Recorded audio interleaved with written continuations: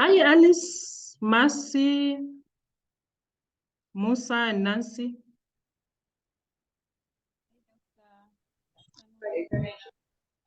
Hello. Yes, doctor. Good evening, doctor. Good evening. How are you? I'm okay. Okay. Nancy, Mercy, Alice, how are you? I'm well, doctor. Good afternoon. Afternoon to you.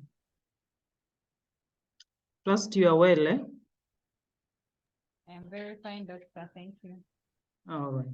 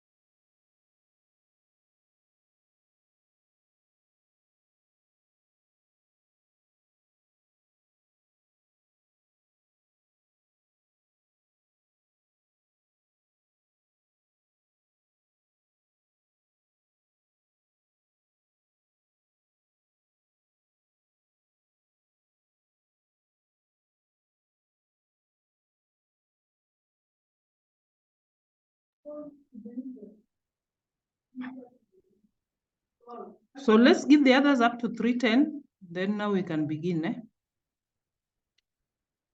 Hi, Uncle. Hi, Okande. Hi, doctor. How are you? Fine, thank you. Can't complain. Oh, great.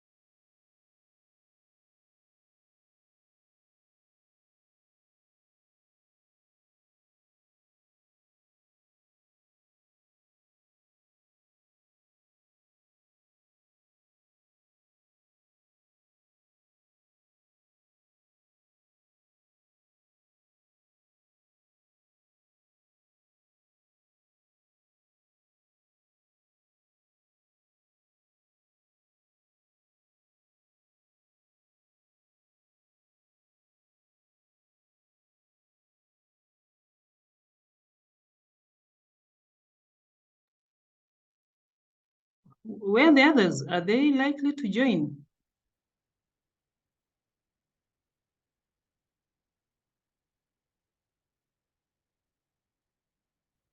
I think we can just continue. They will catch up with us. So today I want us to finish the topic we began yesterday, that is supply chain fragility. And thereafter, we will move to risk management. Is that okay? Yes, Doctor. Now, the guest lecturer has confirmed that tomorrow is likely not to be around. So he was requesting if you can maybe push it to weekend. Because I told him that we are supposed to wind up this week. Doctor, for which day? But he's held up, so I don't know, maybe whether Saturday in the evening or Sunday evening, just for about 1.5 hours. Doctor, I know some people have got commitments Saturday evening. Maybe I suggest maybe setting a poll on the WhatsApp group, and then people can vote for a time that would fit them. Yes, because either he's days. engaged tomorrow and till Friday. So there's something that just came up urgently, which is enlarging. So maybe you can agree on the wall, then let me know. But he suggested if he can take you through Saturday evening or Sunday. Because you indicated that next week, some of you are beginning classes.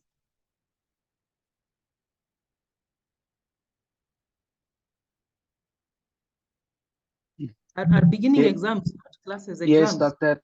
The honor students start their exams, I think, on the 6th of November. And the 6th is on Monday, or? Yes, I think so. Okay. I'll set a poll on the group, and then we can see Yeah, 6th is which on one Monday, will yeah? work. Yes, no, 6th. but I mean in terms of the time on over the weekend, because I know some people go to church on Saturdays and some go to church Sundays in the evening. So I think, yeah, we can just send a poll and see what happens. Sunday evening or Sunday morning, or it depends, eh? Different churches, eh? Yeah, it just depends which church. Would the professor not be able to do it maybe Saturday during the morning? Saturday in the morning, yeah? No, I'm just asking because the way you make it seem, Doctor, Yes, it's just he had maybe. proposed Saturday. All right. But I think Saturday, I thought that morning we have guys who attends church services on Saturday morning, the Seventh-day Adventists, not unless we don't have one in our midst. Eh?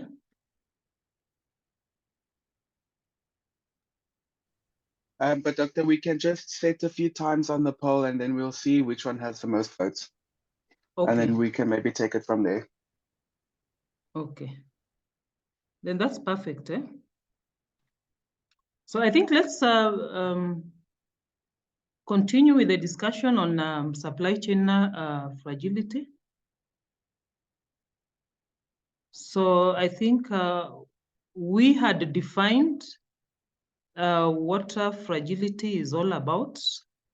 Or did we define fragility? The difference between fragility, of course, resilience, and anti-fragility. I think this is where we stopped. Eh? We stopped on the previous slide, Doctor. We stopped on the previous slide, so we were Yes, to so slide continue from 9. this. We were to continue from this point. Eh? Yes, Doctor. Okay. Just a minute.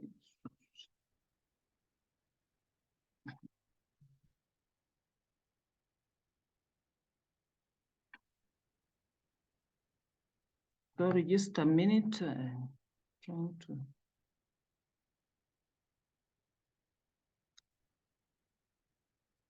Why is it behaving?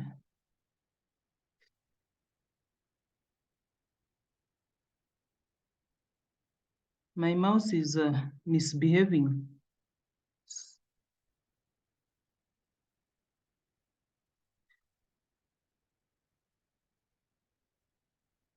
Sorry, just give me 1 second.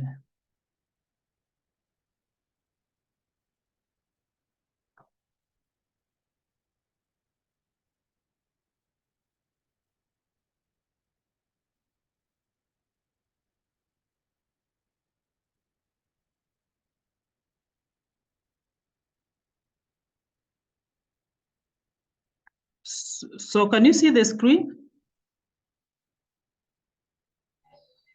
Yes, Is it doctor. clear? Yes. Yes. Okay. Yes. So I remember we stopped at the point where we had talked about the measurement, the variables of measuring fragility. And we agree that we cannot really state with certainty that you can use quantitative or qualitative, because again, it depends on the nature of the supply chain, depends on the various actors, because different variables are used for the different actors. It's the same as, human beings. We are fragile to different scenarios. Maybe there's one person when you just maybe abuse her or abuse him, or you tell her something negative, that makes the person to be fragile. There are those who will ignore. There are those who do not really understand jokes. So in the same manner, different actors are actually affected by the different exposures. So the tool just suggests a way of measurement, and of course, specific variables that can be brought on board, but it does not really put a finger to a specific measure, single measure that encompasses all the variables. Because if you look at the producers, the way they are exposed to the shocks, or the shocks that they are exposed to, is totally different from what the manufacturers or the retailers are exposed to. And this tool, therefore, just provides some kind of guidance on how we can be able to measure. So, of course, we have got the risk events and the gains and losses. So we have got the gains and also the pains, or the losses. So when we talk about fragile, it means that the supply chain is weak, and of course it can really be very volatile, and it can be damaged easily. But when you talk about anti-fragile, it means that even irrespective of these shocks, there is a gain. They have the ability to gain despite the disorders, despite the shocks that they are exposed to. And we have, of course, the robust or the resilient, whereby these shocks, of course, will enable farms or agribusinesses to come up with strategies or ways of, staying in the same position as they were previously. So they are able to overcome those challenges, and they are able to, if it's about profit, they're able to post more or less the same amount of profit that they were posting before. So, but then there is need, of course, to try and ensure that at the end of the day, as a farmer, you remain resilient, because sometimes it might not be easy to remain at this point of the gain, the anti-fragile. And it depends again on the kind of products that you are dealing with, because having that ability to gain, maybe somebody can give us an example of some of the shocks that people have, really overcome and made some benefits or profits.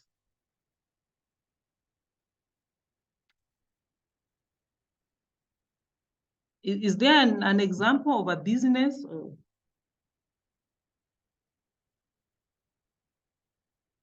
or certain things that benefits from the shocks?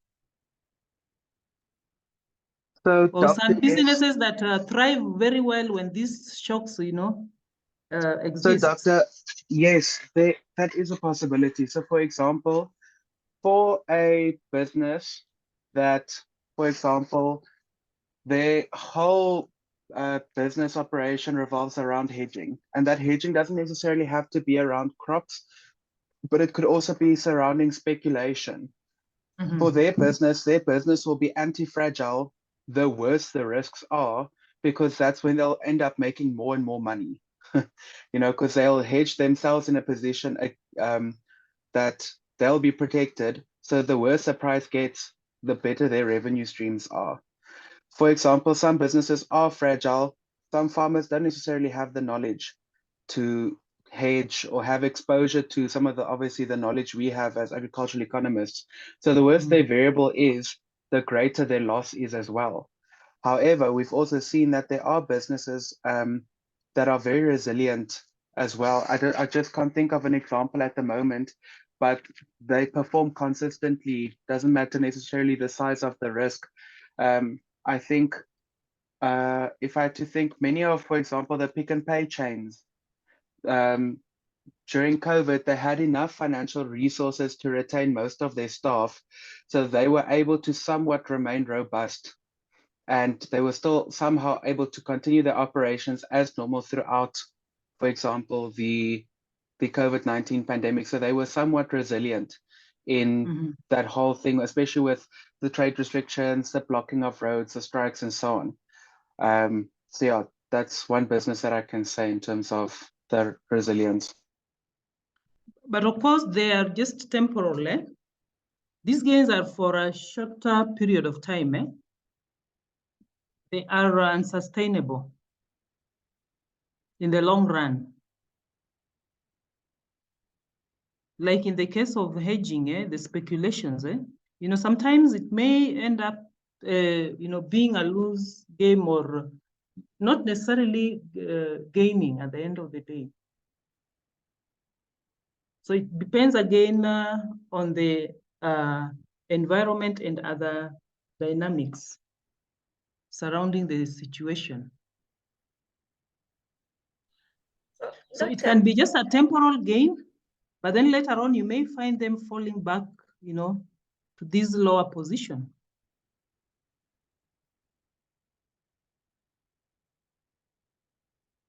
And anybody with a different example?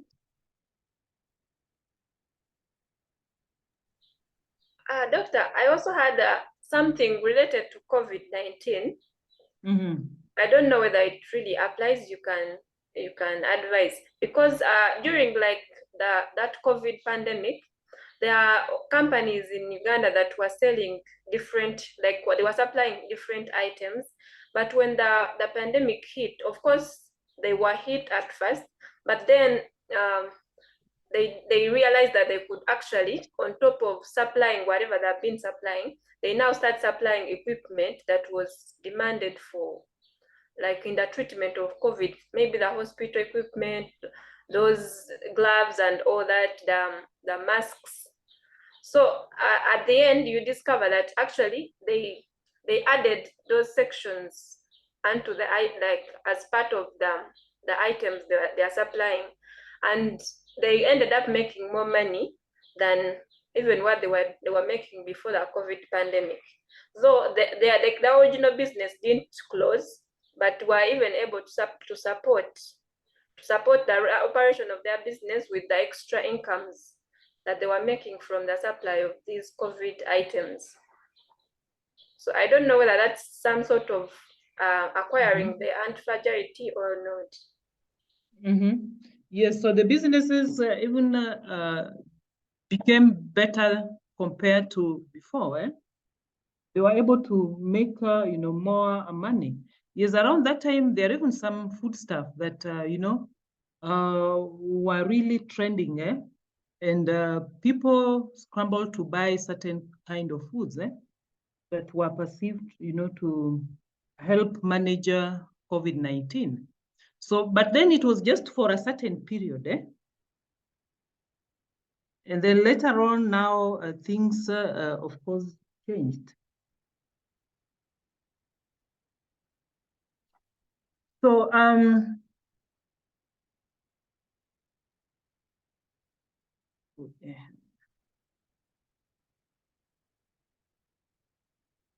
the next slide is just the definition of the three terminologies. So when you talk about fragility, so it's harm or distress that comes from losing something after facing some unforeseen event. So if you are not really able to manage these, then you are able to, you will likely lose certain resources or some income. But then when you talk about resilience, you are stable. You are able even to return to your original state. In case you are shaken, you are able to pick up and move on. But then anti-fragility is whereby you obtain something useful or you benefit even in the midst of all those shocks. So of course, it gives a farmer a competitive edge. So you are able to be above the edge, over and above your competitors. So maybe there is something that perhaps a strategy that is working out for you, or a business opportunity around that time that makes you to be anti-fragile, and so on and so forth. So just to look at some of the frameworks to measure chain fragility, of course, you cannot really ascertain certain things with the probability, with the certainty. And in this case, you're likely to use some probabilities in the distribution of event and try to predict the future events and the scenarios. And normally the factors that are believed to influence fragility, they differ from sector to sector, from organization to organization. And as mentioned earlier, they also differ from the chain, the different nodes of the chain. Because you find that if, for example, the factors that could be influencing fragility for producers is not similar to those that will influence, fragility amongst the wholesalers or retailers. So it is important that you identify the factors that are, of course, unique to that particular chain. So, and as I mentioned earlier, that very few researches have been conducted, especially to measure fragility in agribusinesses. And there is one that we will look at, the South African value chain, the LAMP value chain, that was the study that was conducted by Danny and Kirsten. And when measuring fragility, there are a few things to note, that business continuity normally is suggested as the lens through which to view fragility. Are businesses in a position to continue with operations, or how will it impact on the businesses? And there are so many things that points towards business continuity. Are you able to engage in the same level of production? What about the employees? Will you retain the same people? Are you able to supply the same goods at the right time? And of course, perception of business continuity sometimes it's a bit stressful. And that is why there are other ways or methods in which fragility can be measured.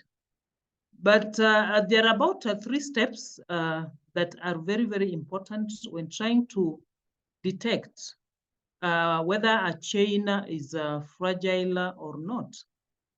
So you look at the fragility per factor. That is based on the various factors or variables of interest. They could be maybe the quality issues, operational issues, and so on and so forth. Then it's also important to look at the total fragility per player, that is per the actors, because we notice that different players are fragile in different levels. So consider the players differently. Once you've identified the factors, again, you need to understand their fragility levels differently. And then for the entire chain. So for this particular study, they were able to identify 17 factors. And then out of these factors, of course, they developed a composite index. And this composite index, the composite index was per player. So for the producers, they developed a composite index based on the factors that are unique to the producers. Some of the factors that could, of course, make them to be fragile. And then at the end of the day, they were able now to come up with a universal composite index, a chain. So if you have different supply chains or value chains, so you understand, first of all, the different players within that chain. You develop an index for the different players, and then you get the overall one per the chain. And from this study, that is what they did. I think, did you get it, Hanko, the study? Which study, Doctor? The Dr. Don's PhD. Yes, the article that Danny and Kristen, I think they presented. Well, Prof. Kirsten, I have all of that on my computer. Must I share that later? Oh, okay. So I think you can share it. No, all the right, article. I will share that a little later. Leave alone yes, the article. one. Yes, no, the article. Yeah, I've got most of the articles that they've written, so I'll try and find them and just share them a bit later. Yes, so they were able to identify 17 factors, but of course these factors were identified based on literature review. So the factors were specific to the different players. So looking at the chain factors, for instance, they were now grouped into 3 major areas. We have got the chain actors, factors, the external and the internal factors. So under the chain, they looked at the supplier relationship, the buyer relationship. How is the relationship between the buyers and the suppliers? What about in terms of information sharing? Are people transparent when sharing information? Are they willing to share the information? And in terms of communication, is it done timely? And how do they communicate? And the chain links and the dependency, as well as the quality of data that they gather at the end of the day. Then some of the external factors or forces were the state of the economy. Again, sometimes inflation and many other things can also expose the chains to fragility. The social stability, the reputation, how do people perceive the organization? Laws, regulations, and also supporting infrastructure. And some of the internal factors that they considered were the operational reliability, quality, safety, performance. Is the firm able to maintain the right quality or safety standards? and also the supplier reliability. Are they able to, acquire those inputs at the right time?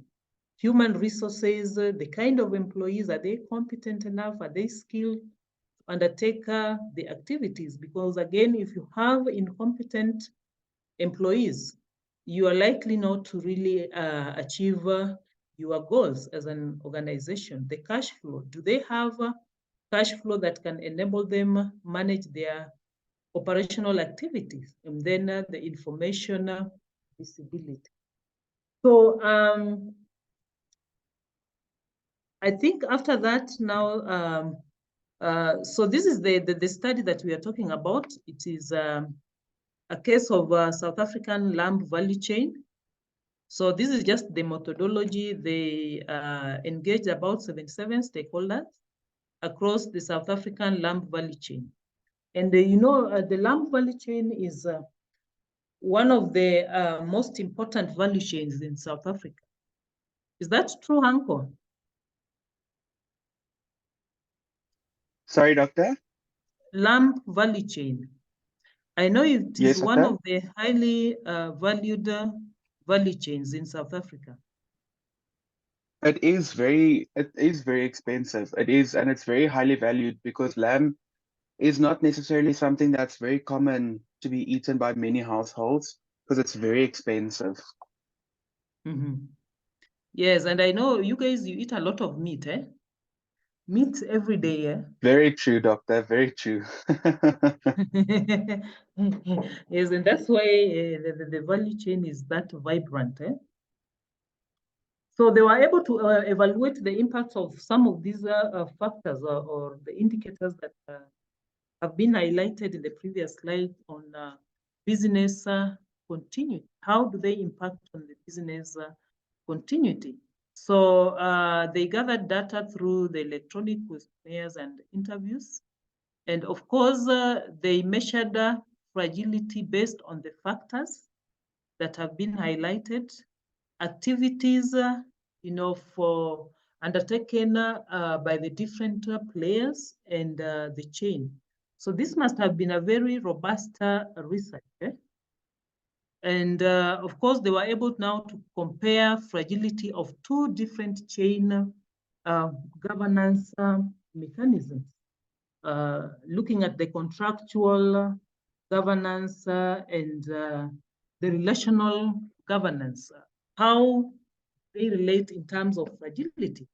If, for instance, one is engaged in a contractual arrangements, is it safer or is it less fragile compared to relational governance mechanisms? So it was such an interesting case study that you must read, because at the end of the day, you will be able to learn quite a lot.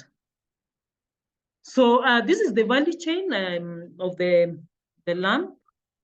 It's, of course, as you can see, the different players, different actors involved in different activities. So we have got the producers, the input providers, sorry. Then, of course, the livestock producers and the abattoirs or the slaughterhouses, the traders, retailers, consumers, and of course, it can move in different directions. So there are those who undertake even value addition, they package these products and market now to the retailers. So I think this they considered the local. That's why you can see we don't have the international linkages. So this was just for the local, chain. So, and they found that there are unique exposures and products as well as chain attributes. Because you find that the producers, of course, are exposed to unique shocks. At the same time, the kind of products, because mainly the producers, they are engaged in just the production bit. And a bit of slaughter. Eh? Hanko, do they also engage in the slaughtering of these, or do they have the slaughterhouses? Sorry, doctor, please come again. The producers, eh? Livestock Yes. producers, do they have their own slaughterhouses? So it just depends, doctor. Some farmers have decided to go that route and shorten the value chain so that they obviously increase their margins. So sometimes, obviously, they've go through all of the certification processes and so on. They bypass the feedlots, they feed their own animals, and then they slaughter them by themselves, and they sell whole carcasses at a time. However, sometimes it's not necessarily something that they do due to the added risk, because it takes a lot of capital to obviously buy all of the equipment and all of the, employ all of the qualified and the skilled laborers to help through, make the whole process work, because it's quite a labor intensive procedure, the whole slaughtering process.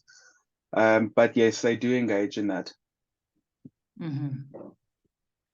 But of course, most of them, they just engage in the fattening, eh?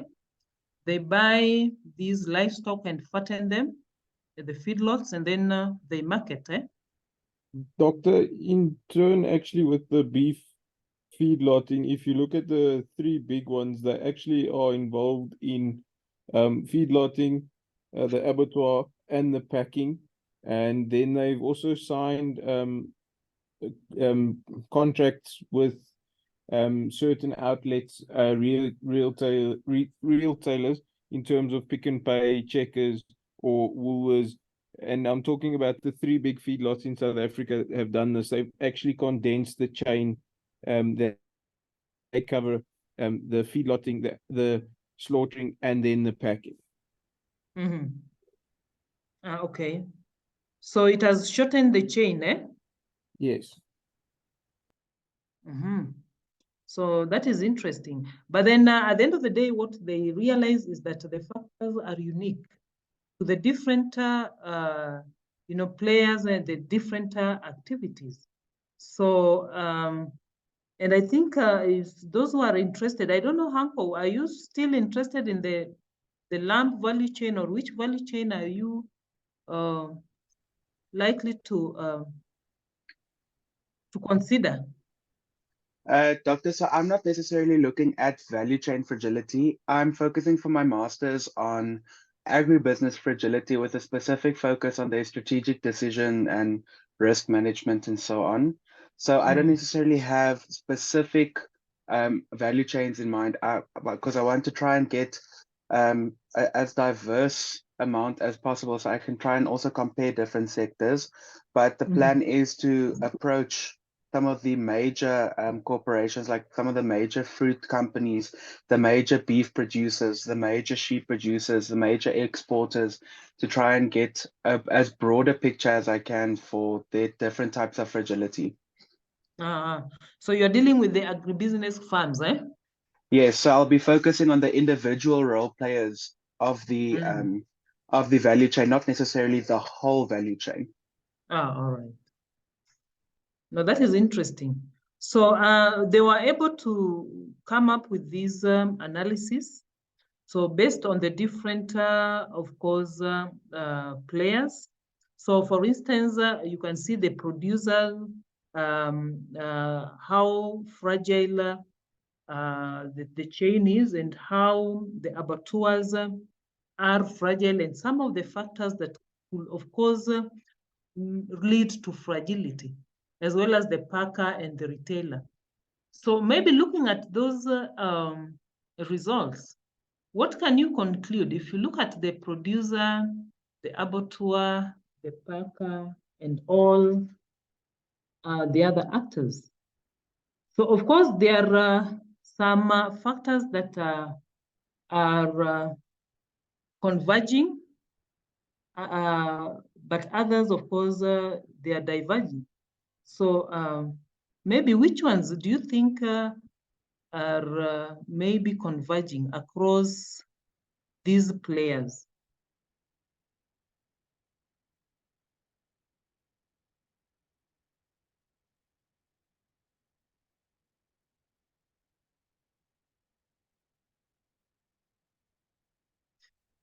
So if you look at the factors, these are the factors that we saw earlier on, the 17. We have got the supplier relationship, buyer, information sharing, chain communication, all the way to buyer reliability. So these are factors that could make these players to be fragile.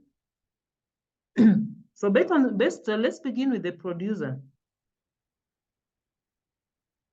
You can see quality and safety is about 10 point something, but negative there. Yeah? The cash flow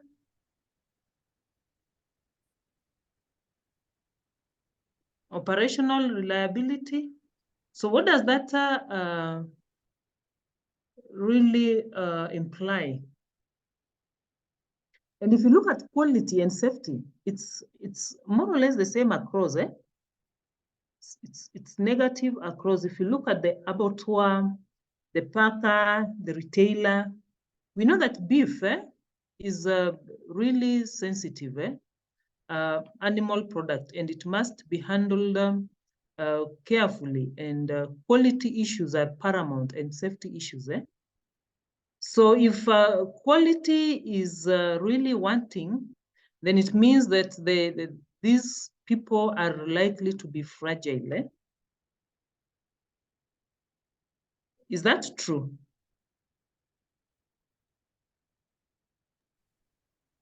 Hello, you guys, are you there?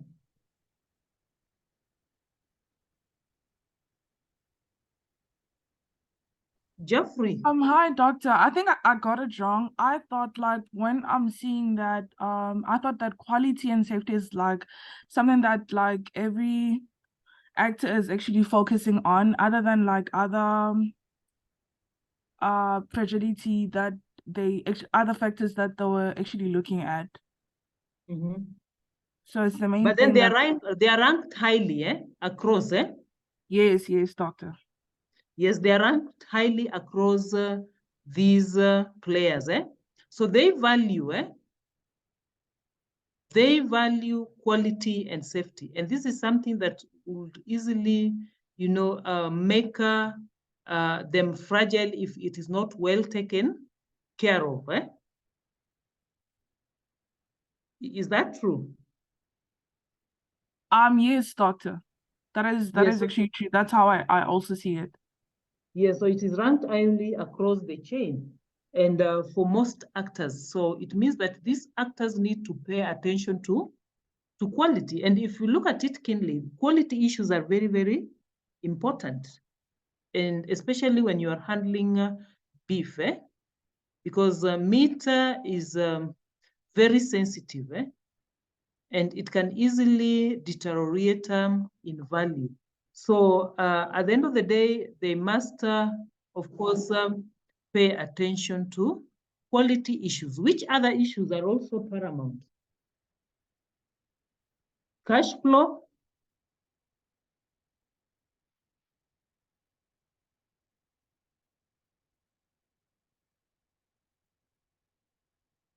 You guys, can you analyze the results?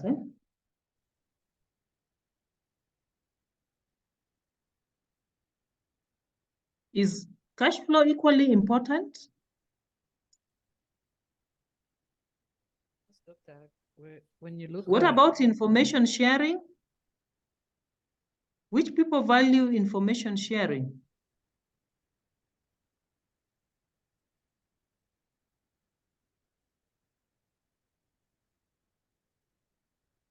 Hello? Yes, doctor. Lindani. If you look at the retailer fragility, some of the factors that they rank quite high, that they need to really pay attention to. Otherwise, it can expose them to fragility. Which one is mostly ranked above the others?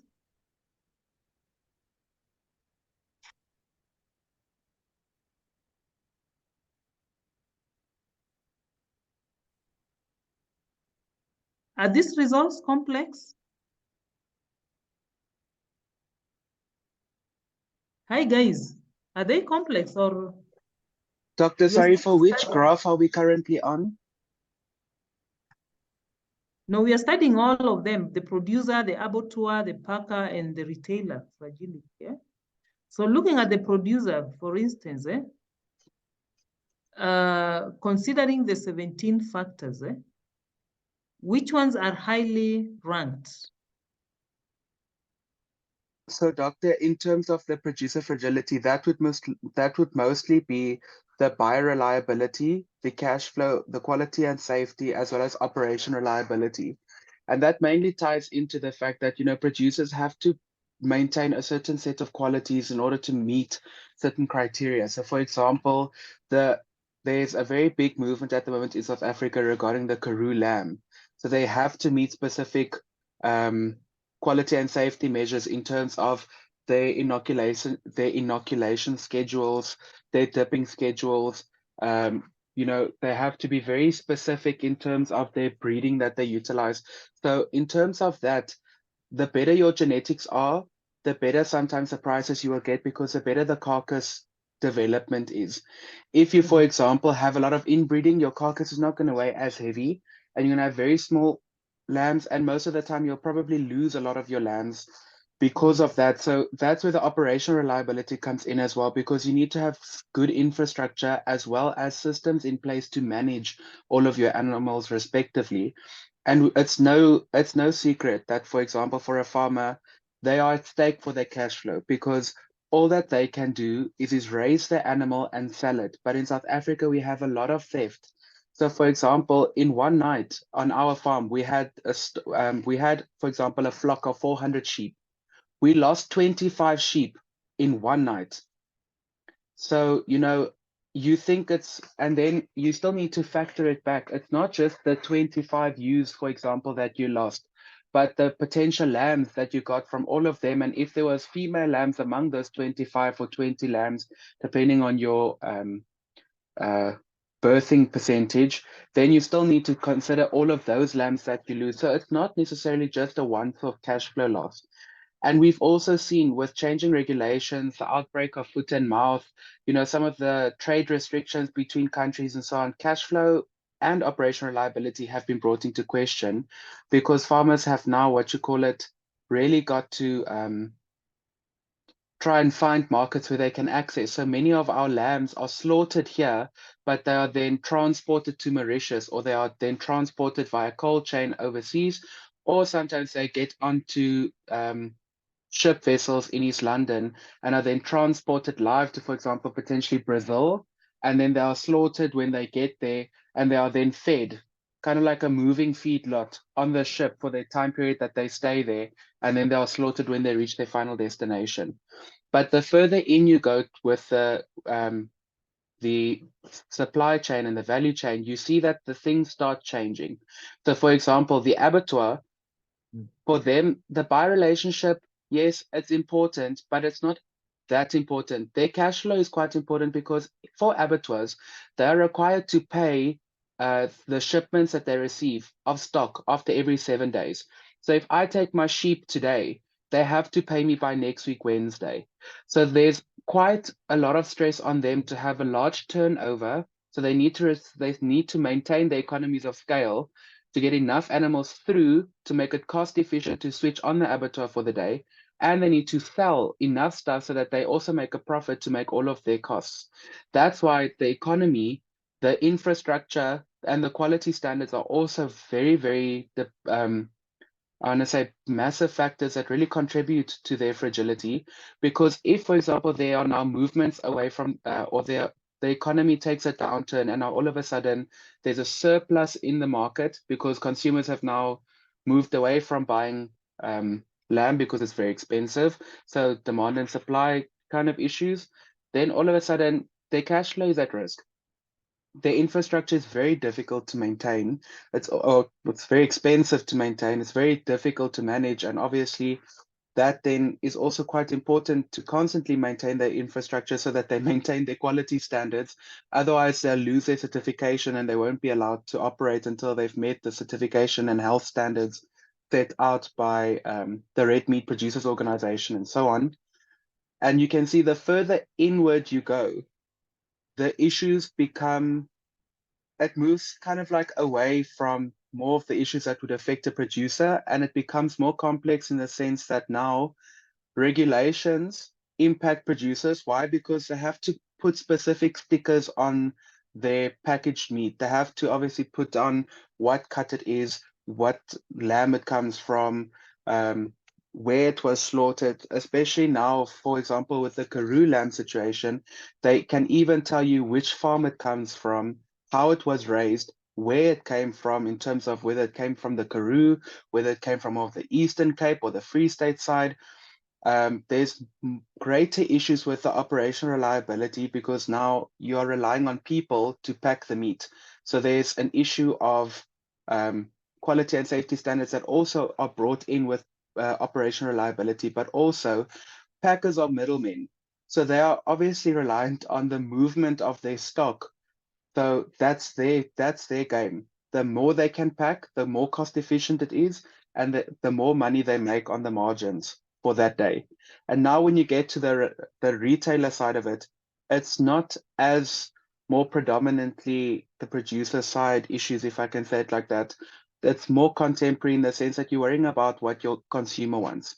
You are worried about the quality and safety standards because how long is that item now going to be on the shelf until someone else buys it? You are worried about your data because you're now in a position where you've got enough information generated through the value chain to start driving your decisions to know how much does my consumer want? Is there a need? Is there demand? And if there's a demand, what kind of demand is it? Do they want more of a pot roast? Do they want more chopped? Do they want more force? What is it that they want? And obviously, as a retailer, you only get your money once you've sold the stuff and you can invoice your supplier. And that's then where the other contemporary issues come. But also you're heavily reliant on cashiers to help drive your business because and your packing staff and your sales staff. Those are the people that are not going to help the retailer. So that's another aspect that would be even more that makes them even more fragile, especially even when you now consider the information sharing, as someone else has mentioned in the chat. I just saw it pop up. You are heavily reliant on the people before you in the supply chain to tell you whether or not there's a surplus or there's a deficiency. And yeah, information sharing becomes a very big issue the further down the supply chain you go.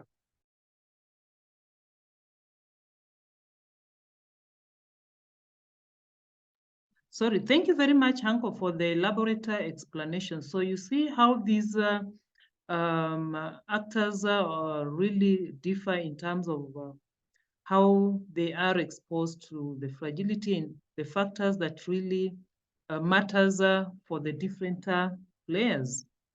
And I think being that you are, in South Africa and you understand the dynamics within the value chain, I think you really explained it nicely. So it is important that you identify the right, of course, factors, because that is what will enable you now when you are doing the analysis. So this is just the explanation that we've seen above, the scores for the different factors. And at the end of the day, they were able to come up with now a fragility score for the different players. And you can see the packers are really highly fragile, followed by the retailers, the abattoirs, and the producers. And I think Hanko has pointed out a few issues that makes even the packers to be highly fragile. And the other thing that maybe Hanko, you did not mention, the number of players involved, even as you move towards the end tail. For instance, the packers, how many people are involved in handling these products, and even the machines and all that? So that's why now the safety issues again comes in, and the regulatory frameworks and many others. But you can see the packers are really, really exposed these fragility compared to the producers. Because producers, it's all about fattening these cows, you slaughter and then you sell the coppers. But then now the other activities are undertaken by especially the packers and the retailers. Is that so, Uncle? I think your Sorry, explanation, Yes. supports the reason why packers are highly, fragile. Their fragility score is high. Yes, doctor. Yes, because if you look at the packer fragility, look at the quality and safety, the regulations, the cash flows, the complexity of operations, and so on and so forth. So you find that they are highly fragile compared to the producers and the abattoirs.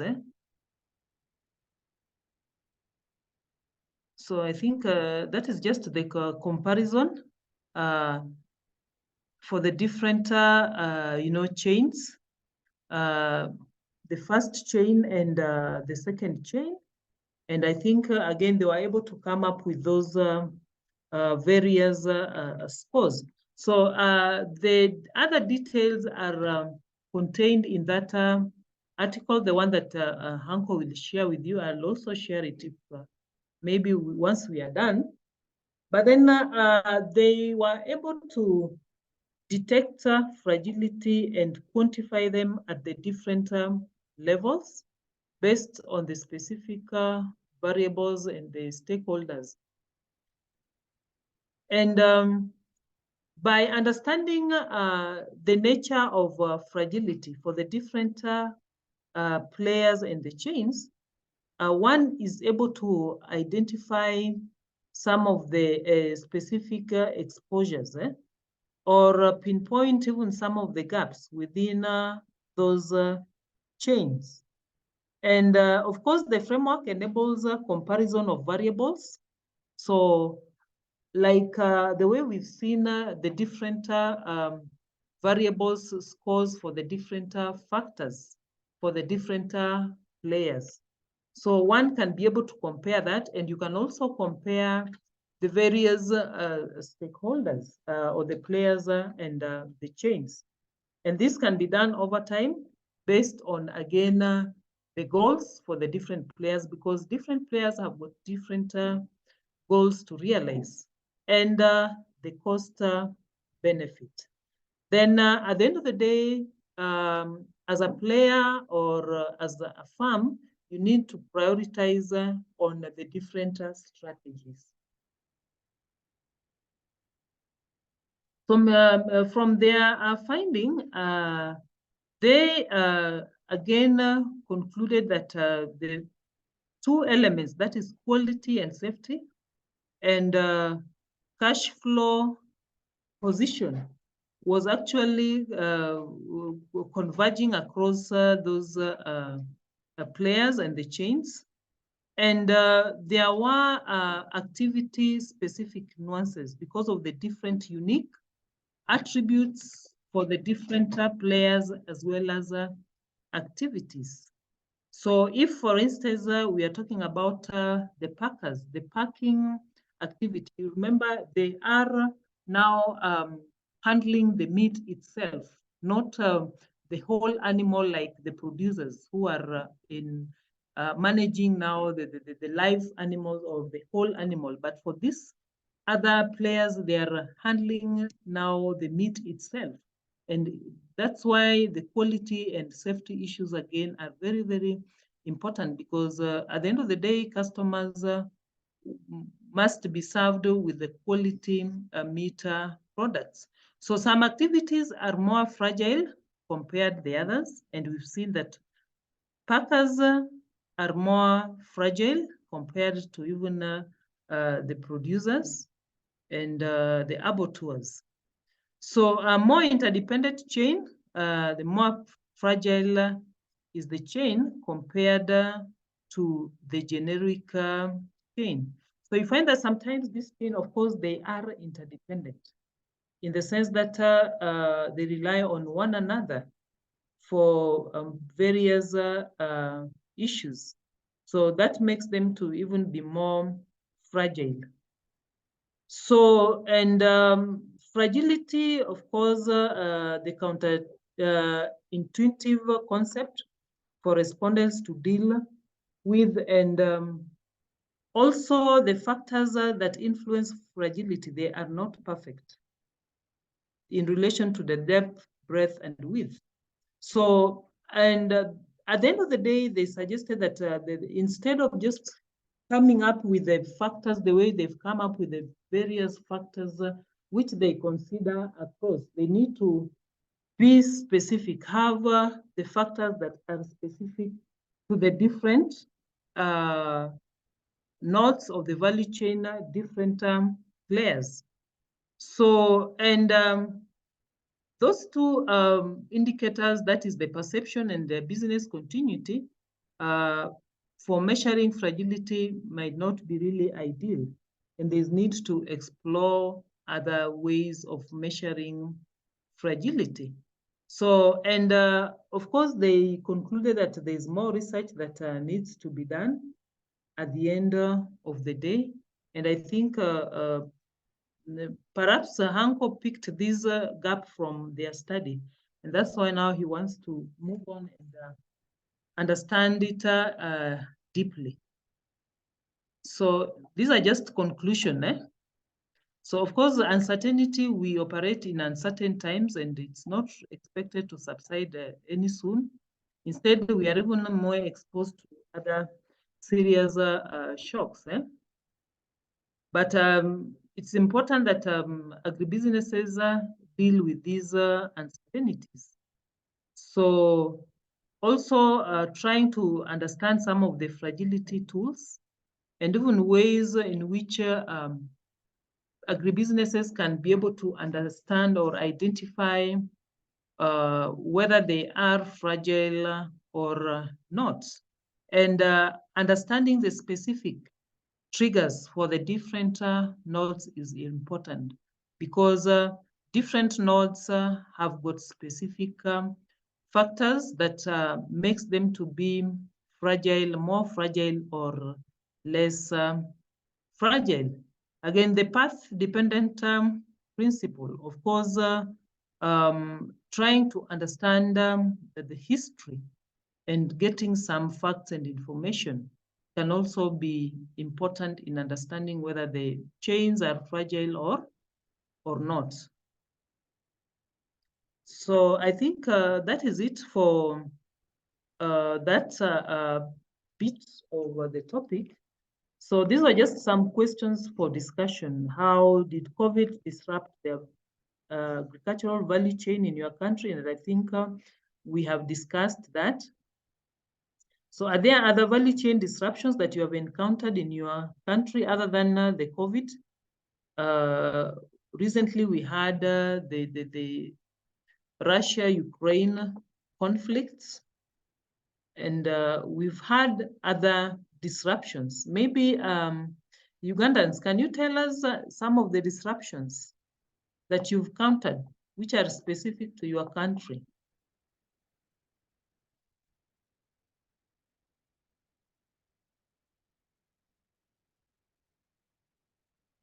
Mercy? Lindani?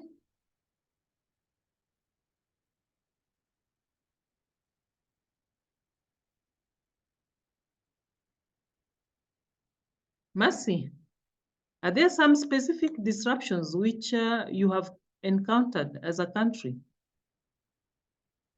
Especially during COVID, Doctor. Other than the COVID? I'm trying to think through the refers. Nancy?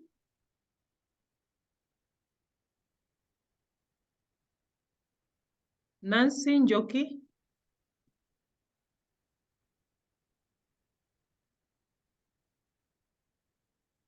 Kumalo, we've not heard your voice.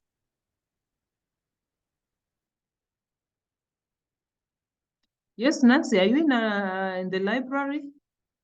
Oh, she's typing, huh? Kumalo? Any disruption that you have witnessed? So in SA, I think a major one that like really hit mostly I'd say retailers. It was the KZN and Gauteng unrest, where it led like people looting.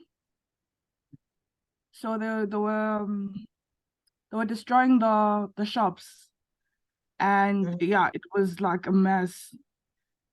So was it a political disruption or? Yes, it was. It was a political disruption. It was a thing about let Zuma go, the former president.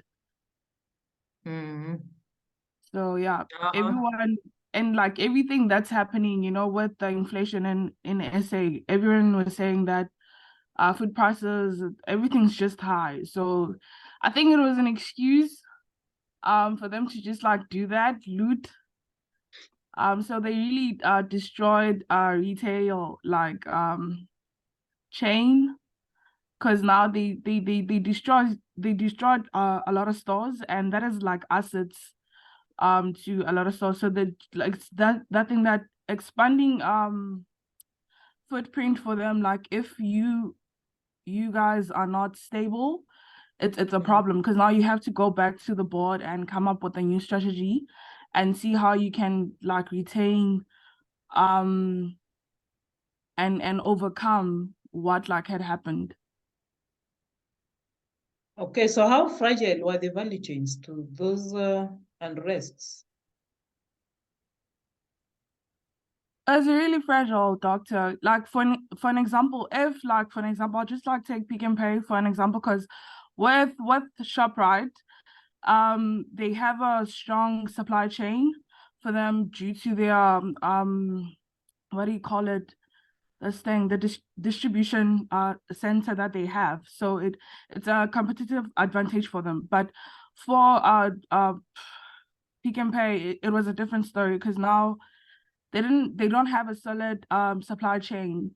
So now it's a thing that with that happening, it takes time to get stuff to them due to that. So the interruption like made it a lot harder for them to just like get stuff to their stores. Yes, I can see Lindan has posted something on the chat box that trucks were burnt and large amounts of stock, of course, were destroyed. Yes. Any other? Yes, Mala? I was just agreeing to that. Okay. Any other disruptions that we've encountered in other countries?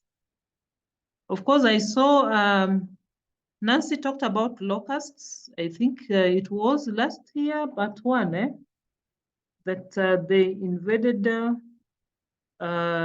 fields, and really, they were very destructive. I remember they landed on a piece of land where we had set aside as a demonstration farm. And we had planted some seedlings. And when they landed, actually everything was, cleared within in a span of 30 minutes. What was remaining was just, soil. But I don't know how those things disappeared and where they disappeared to.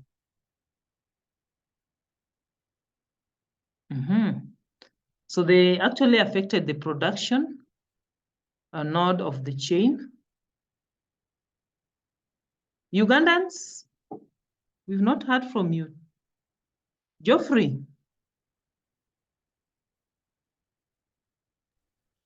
Ochom, yes.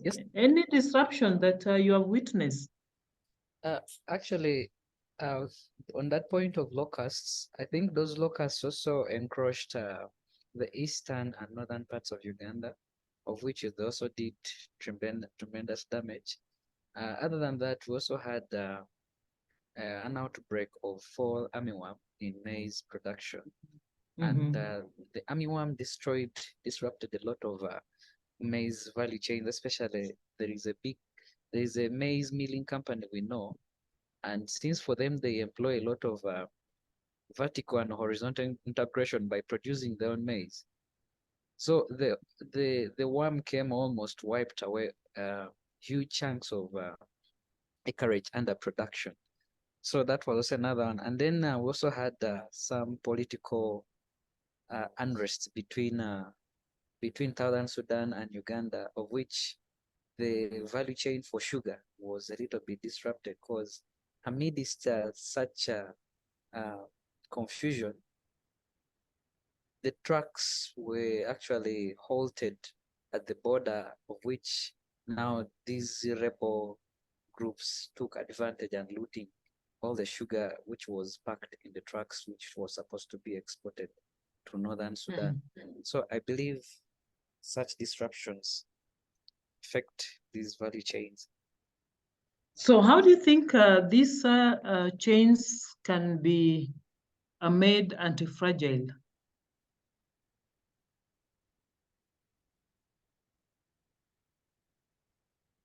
What is it that can be done?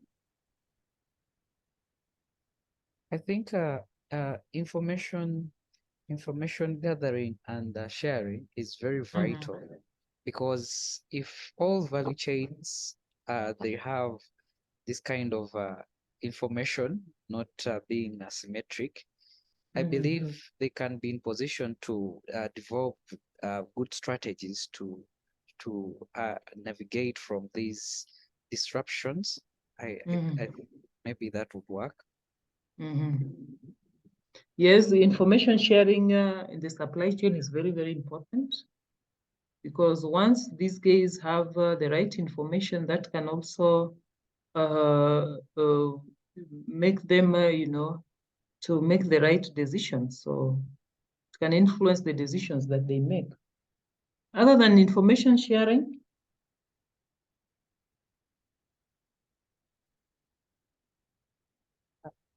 maybe because sometimes if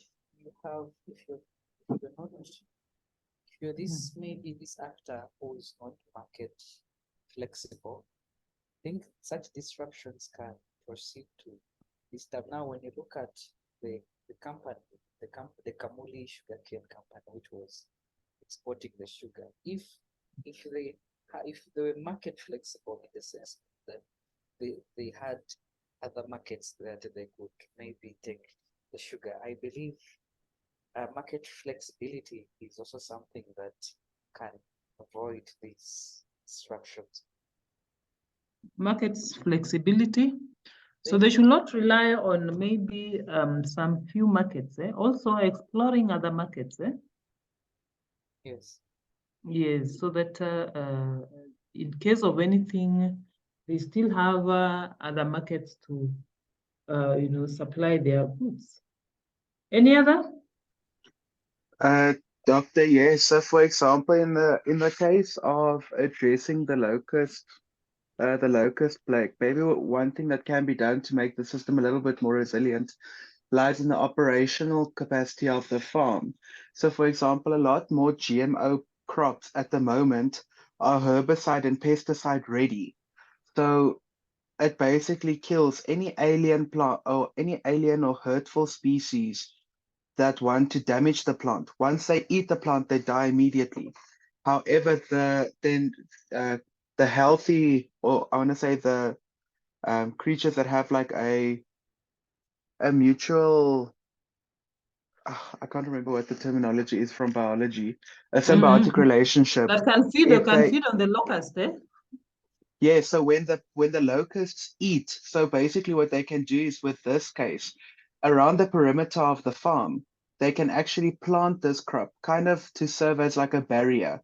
Same how a graze farmer would, or a bee farmer that farms extensively would make fire breaks to protect against fire hazard.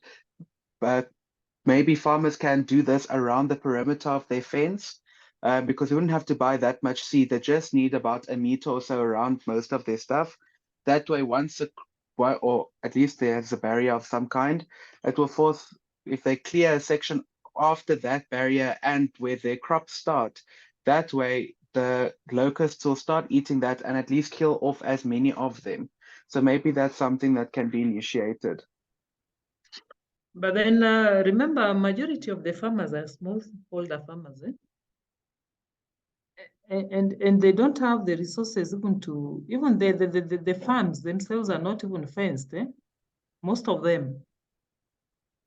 So I doubt whether they are in a position to even Doctor, but have maybe, such kind of plantations, eh? but doctor, maybe that is something where the cooperatives can maybe assist, because it will obviously be in the best interest of all of the farmers in the area to maybe do something like that. But I think it is a good idea, eh? It is a good idea, and it can really work, eh? Anything else? What about technology, innovations? Don't you think they also need to be innovative, eh? Yes, doctor. I think in technology and innovation is very necessary, because now when you look at the cost flexibility, because now you find that if such value chains take up particular technology, you find that most of the costs are reduced and maximization in utility in relation to stable cash flows, I think, is achieved. And I think there's also need to harmonize some of these regulatory frameworks, eh?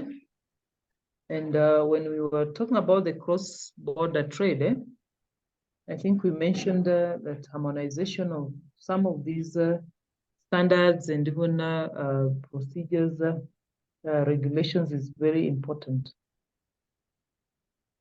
Great. So I think this, yes? I have a question. Can an intervention like maybe different governments reaching a diplomatic understanding, can they also make these fragile value chains survive? Yes, because if they reach some kind of level of understanding, it means that they are trying to bring harmony, eh?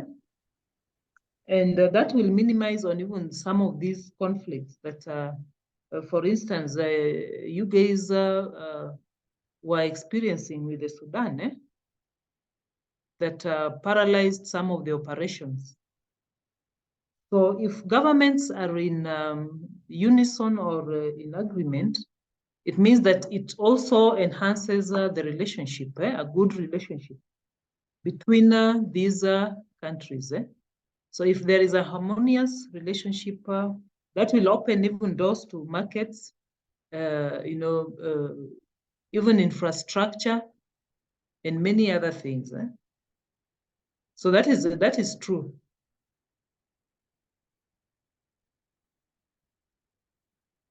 Good. Any other question? I think we can end up at that point. Kindly read through the other materials that we'll share. And especially if you read the article by Danny and Kristen, it will really give you a lot of information. So let's take few minutes and then we move to risk. How many minutes can we take? Maybe 5. Let's take 5 minutes and then we can continue with the risk management, which is not really that different from what we've discussed. Thank you, Hanko, for sharing the articles on the WhatsApp. So let's be back at 4:30. All right, doctor.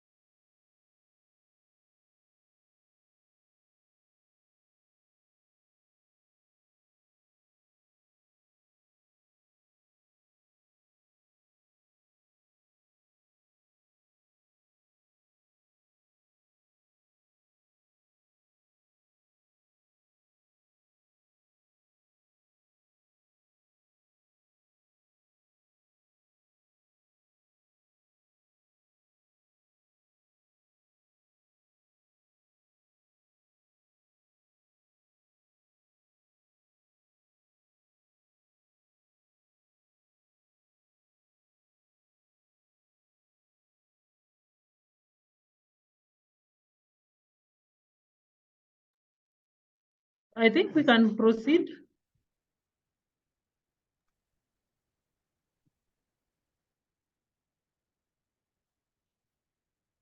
Hello? Yes, doctor, that's fine. I think we can continue with the risk.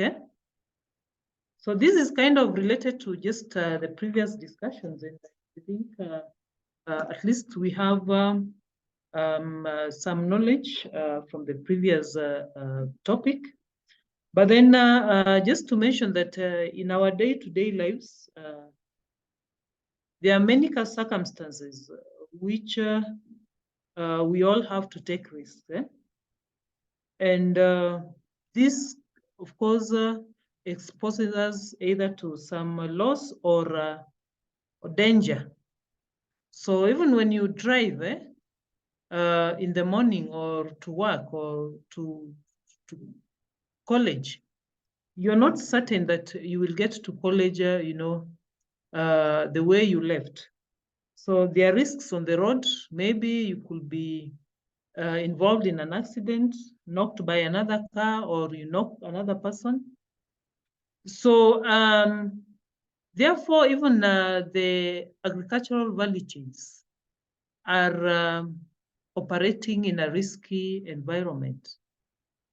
And these risks of, they may be current or there are future hazards that could impact negatively on their activities.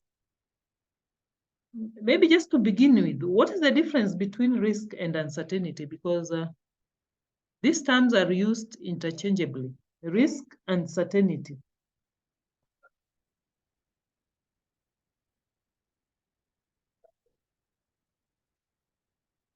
Is there a difference between a risk and uncertainty? Yes, doctor, for risks, the probability of the occurrence of an event is actually known, unlike that of the uncertainty. So the uncertainty it's not easy to predict. Unlike the risk where either the farmers or the decision makers actually can know of the probability of the occurrence. And I think you mentioned that you've also learned on the risk. Is it Danny, Dr. Danny, who is taking you through? But that is financial risk. Well, it's risk and financial management, doctor. So risk we do and risk financial management as well. Yes, so you must doctor. have discussed some of these issues and concepts. Yes, doctor. Yes.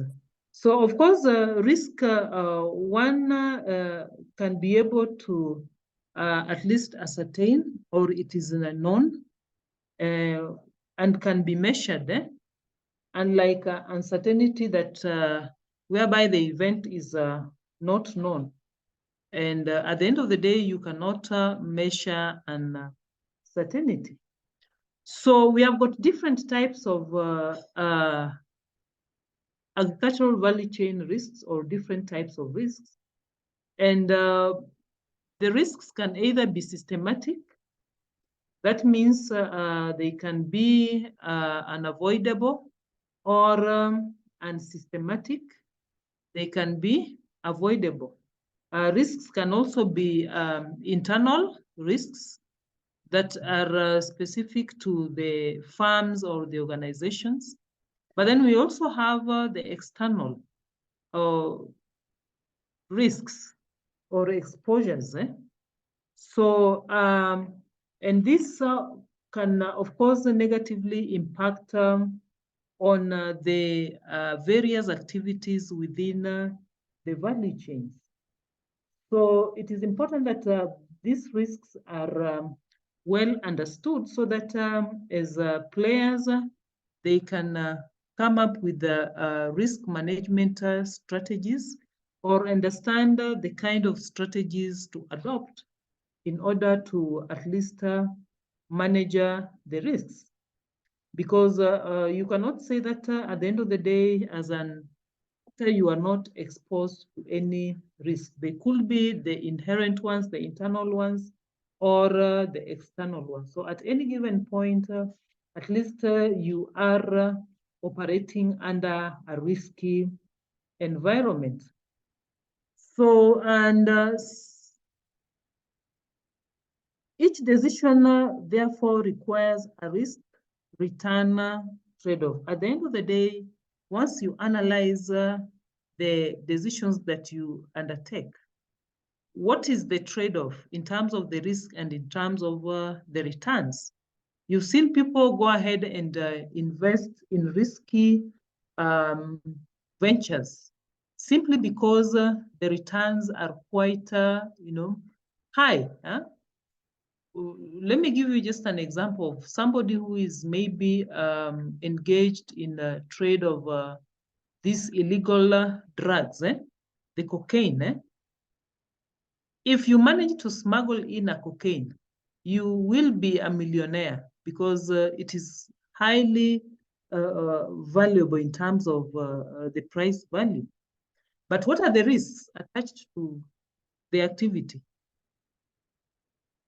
Some people even, swallow these drugs.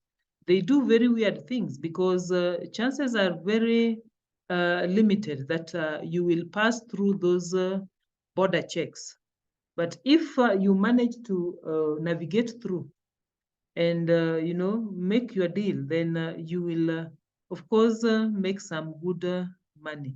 So it's about optimizing the expected returns subject to the risks that you are engaged in. As a farmer, you can go ahead and, plant your wheat, and even though you know that in case of weather changes or environmental factors change, you may end up losing. So what is now the return that you expect out of that risky venture? So dealing with risks entails, first of all, you need to identify the type of risks that you are likely to be exposed to.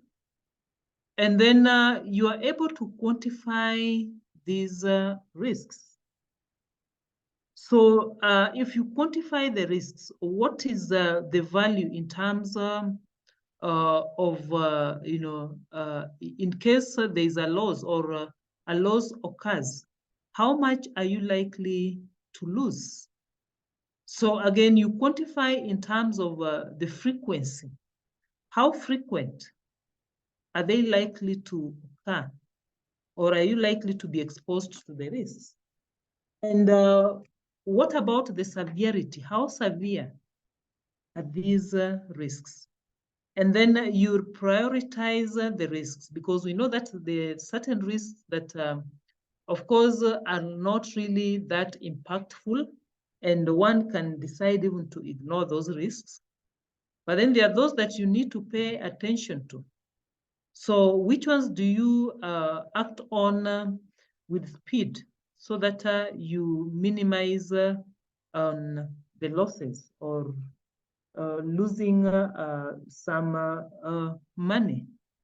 Then, of course, you must understand the different management tools or ways of handling these risks, even as you make risky decisions. So at the end of the day, you need to plan scenarios for management planning, just in case a risk occurs.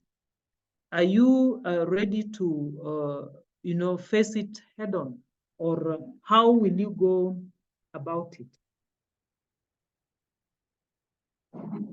Are we together on that? Yes, doctor. Yes, so I'm sure you also you are able to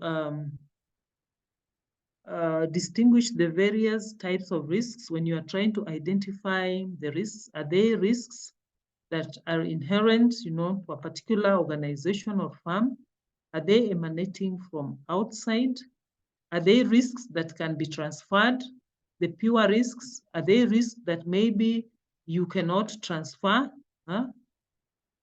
Or are there risks that are within your control, you can avoid, or those that you cannot avoid?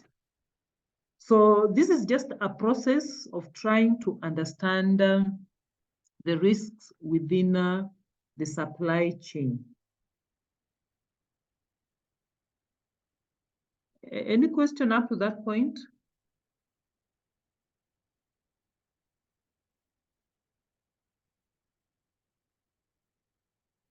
So maybe if I can ask a question, how can firms within, agribusiness firms prioritize risks in the supply chains? And what kind of risks are associated with the different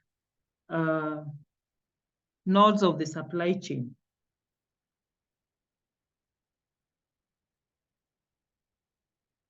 So if you look at the production node, are there certain risks that they are exposed to that could lead to losses?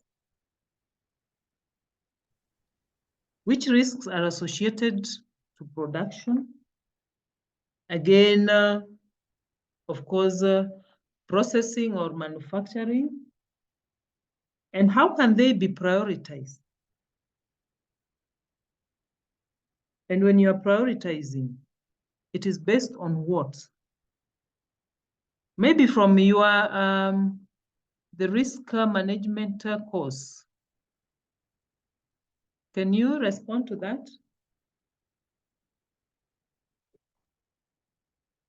So, Doctor, one thing that we've learned in finance and risk is that when you have to decide or identify your risk or problems, there's a specific flow of, how can I say, not necessarily a flow, but there's specific steps that you have to go, which are very similar to the decision-making process in terms of first identifying,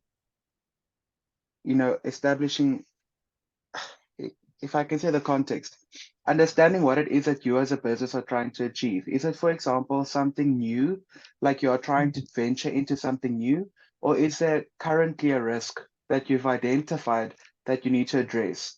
And that's usually done through through at least a bunch of, a bunch of stakeholders coming together that will then identify all of their risks. And from there, they will then order their risks. So from that, once they've now got a list of risks that they have, they'll then identify the most pertinent ones. Is there, for example, something that is currently happening that can either have a financial implication or something that can have an operational implication? Is there, for example, has there just been an amendment to quality regulations that they have to abide by, that they now all of a sudden have to adapt and prepare for? And then from there, once they've done that, they have to then obviously look at what are my options in terms of addressing the issue. Once I now have identified, okay, out of all of my risks, the financial risk is the worst thing that I currently have to address, or that's my risk. From there, we need to think, how does that, how can we address that? What are my actions that I can take internally in the business?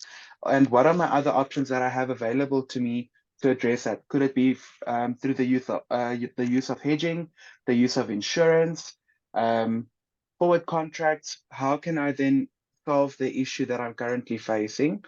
And then from there, you now need to see what are some of the beliefs and some of the preferences that the business has about the uncertain situation, and what are and what they believe will then be the consequences, or at least the acceptable outcomes of the option that you have available to implement.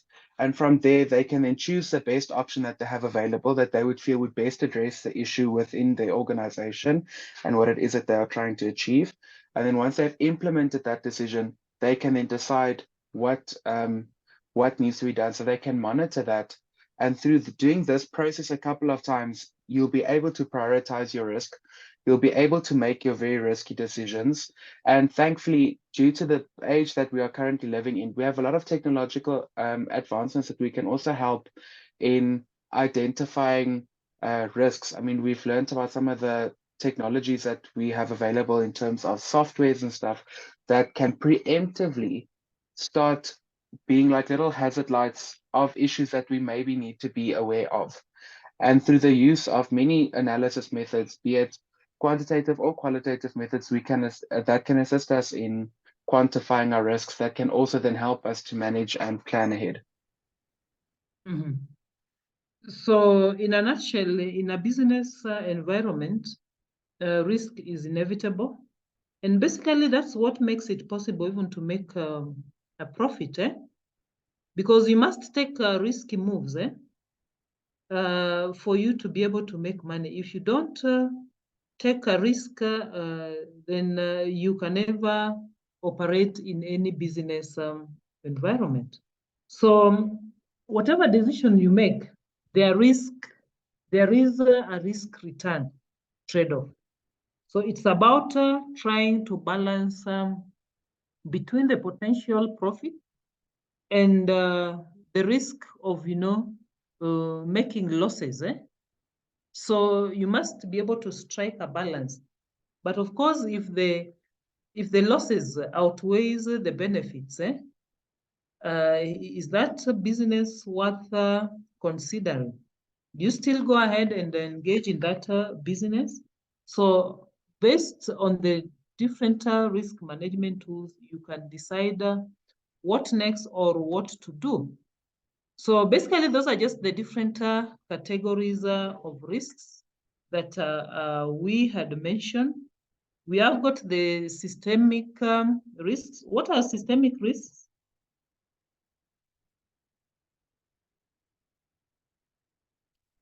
Maybe who can tell us what systemic risks are? And unsystemic risks.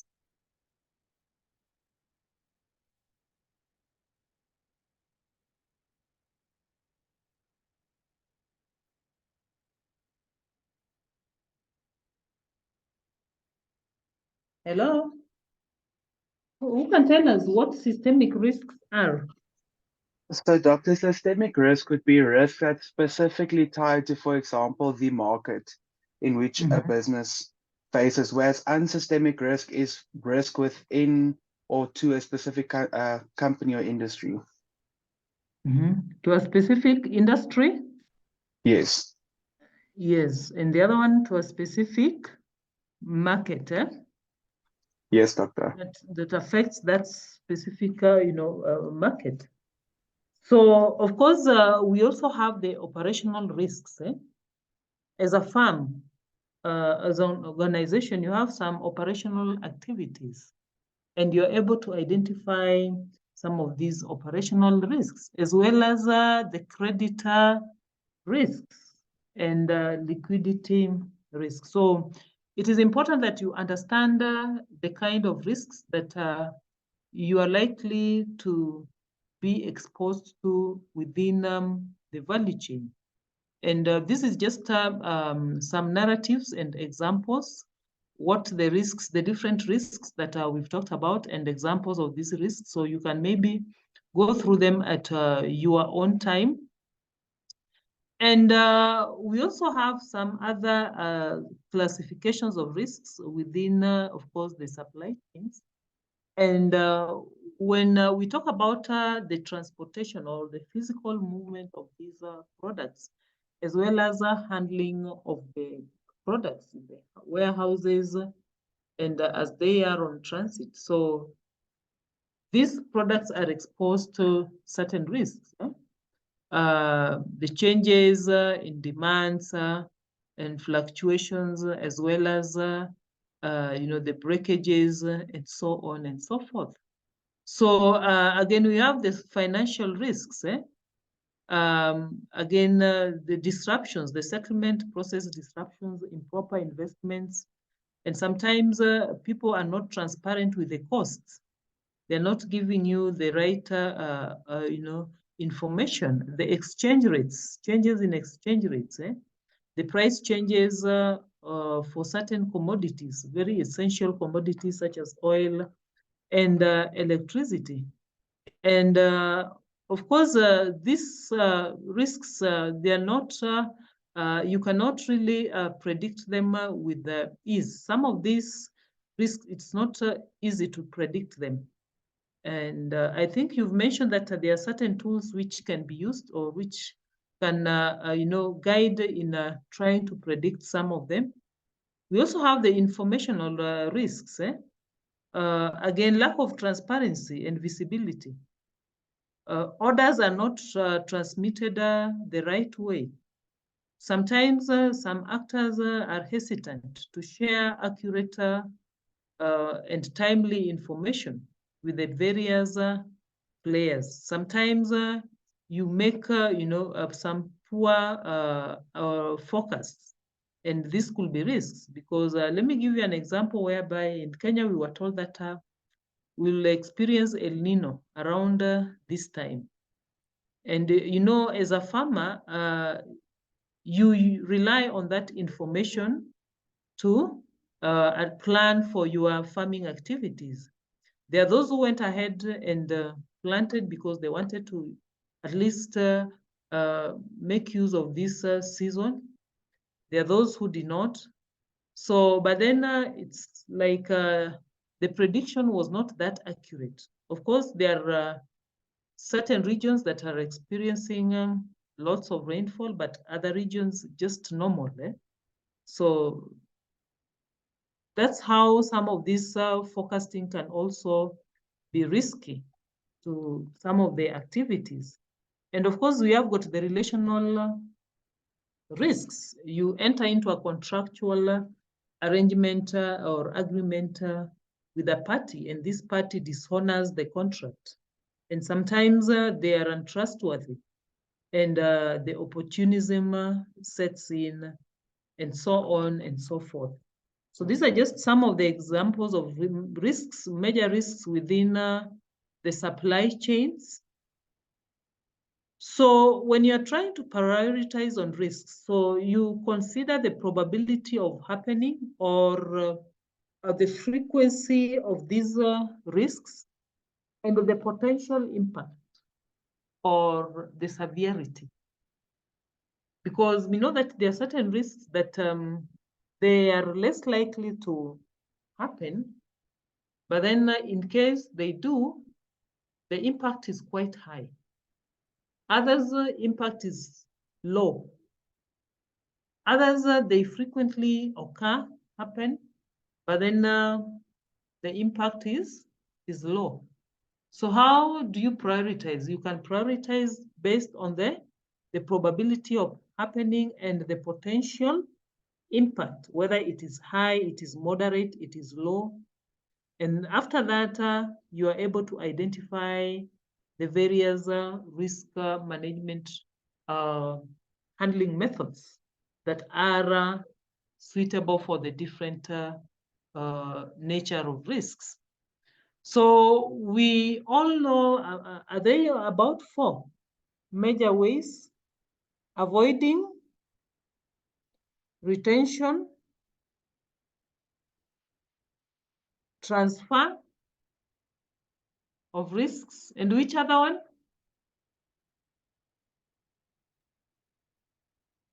Of course, reduction of risk. So sometimes when the risk is, of course, the impact is low and it's less likely to occur. And it occurs maybe once after several years. So is there a need to take action, really? Is there a need to take action? Of course, there are those that also can be retained. You can accommodate. Because if the costs, you've weighed the costs and the benefits of it, and at the end of the day, the cost, the benefits outweighs the costs, then you can decide to retain. But there are certain risks that if you find that they are likely to occur maybe after a certain time, but then the impact or the severity is kind of moderate. You can decide also to transfer them to the other third parties, like the insurance. You can also enter into contractual arrangements and the hedging, that you had talked about. Others can be reduced by employing various strategies. So a good example, the one that HANCO advised on how to manage these locusts so that they are not destructive. So that is one way of managing and of reducing. And of course, there are other ways of reducing these risks. But if you realize that the impact is really huge, quite high, and the probability of happening or the frequency is also high, then you can basically just avoid such kind of venture. You don't need to engage in such kind of an activity or a business. Just avoid it completely, because it will give you headache for nothing. So I believe as you try to prioritize risks, these two concepts are very, very important. The impact, you weigh the impact and the probability of happening.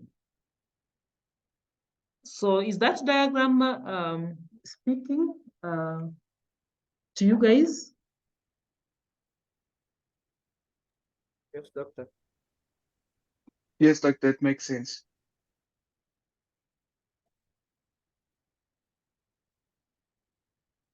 So at the end of the day, you need to assess both the probability and the impact. So, and these are the various ways which you can deal with the risks. You can avoid, just eliminate the cause of a risk. If you know that driving at night is very risky, why would you drive at night? Just avoid it.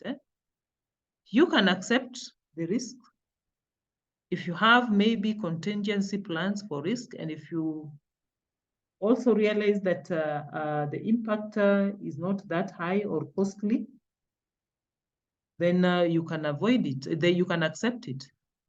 But then you can also mitigate, you reduce the probability of impact such that if it does happen, then the impact is at least minimal.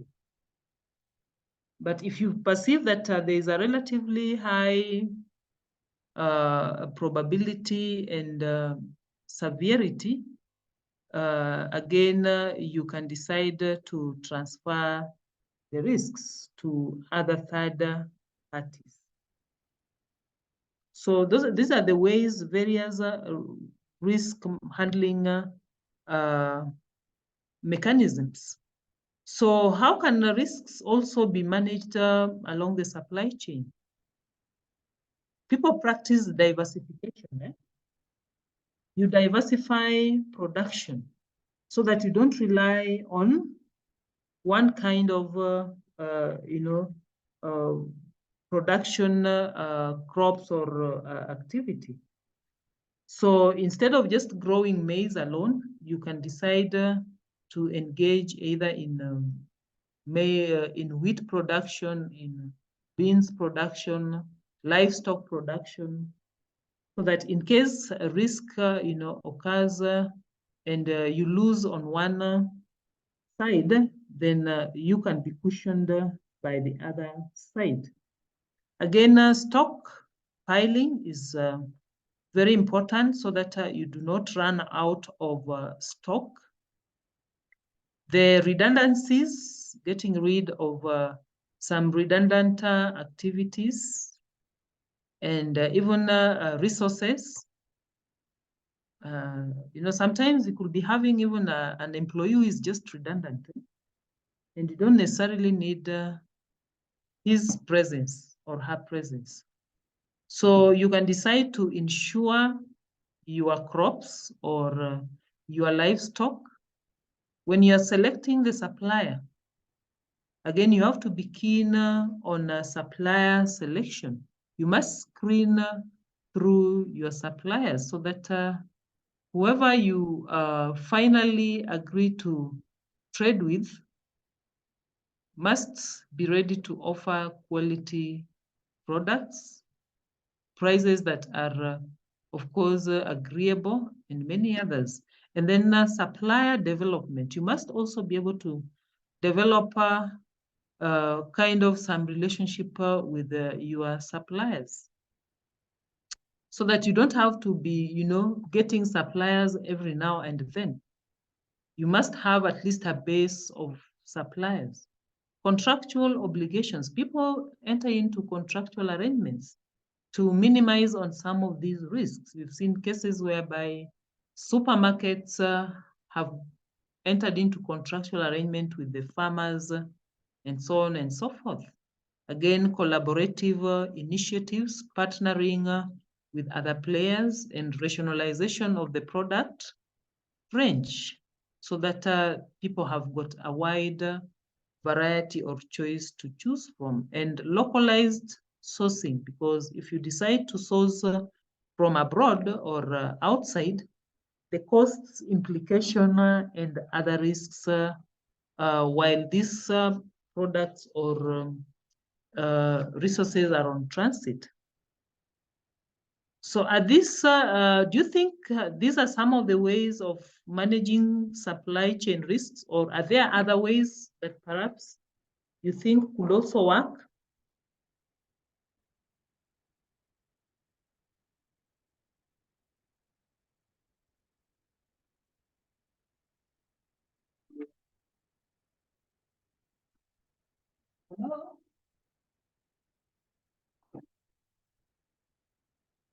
Are there other ways in which you think the supply chain risks can be managed?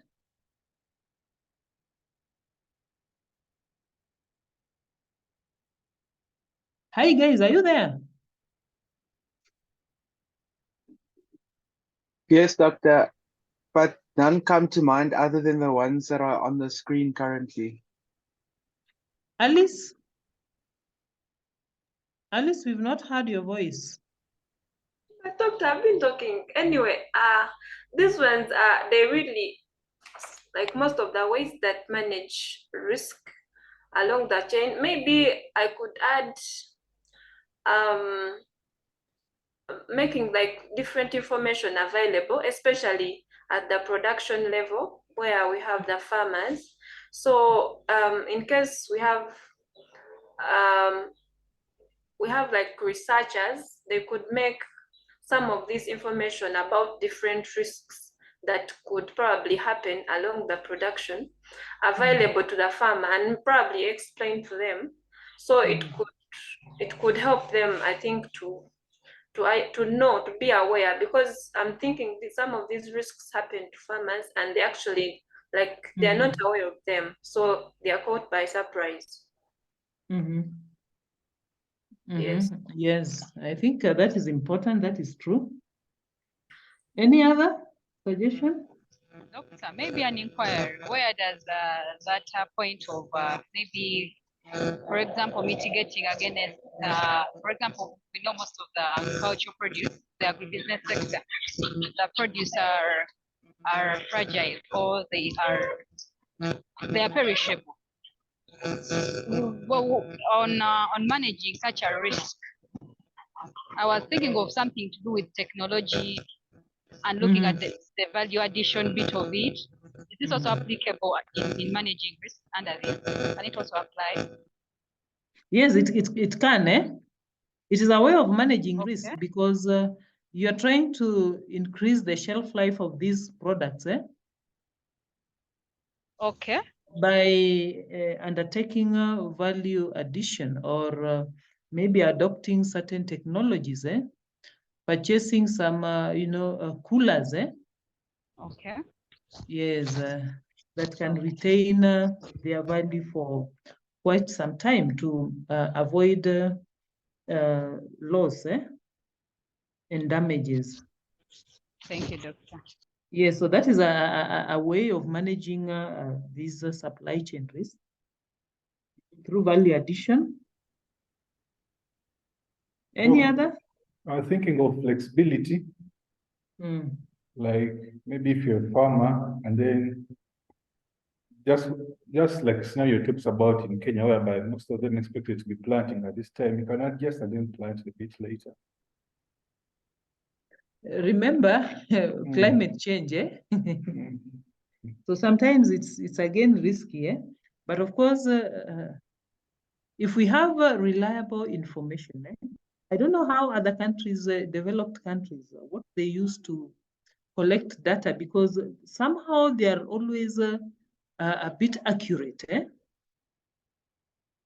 I don't know whether in African countries not adopted, you know, to high-tech technologies.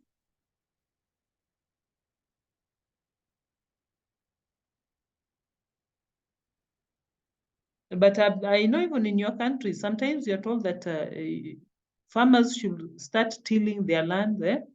They should prepare their land for, you know, planting. And they wait for several weeks without rainfall.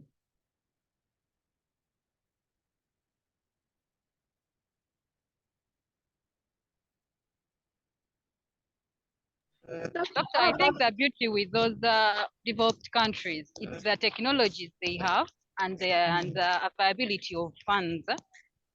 For example, whatever they are able to forecast, they are able to implement instantly at the plan, like how the plan is drawn. Unlike the African countries, you can expect a change in weather, but you don't have what it takes to implement. So I think that's where they beat us, actually.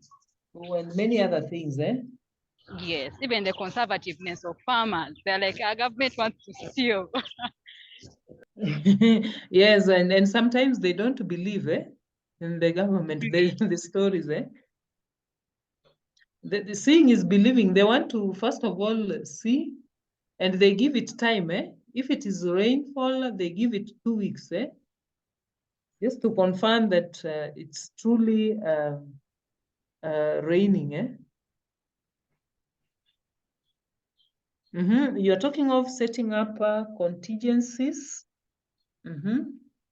such that in case of anything, they can be able to manage those risks.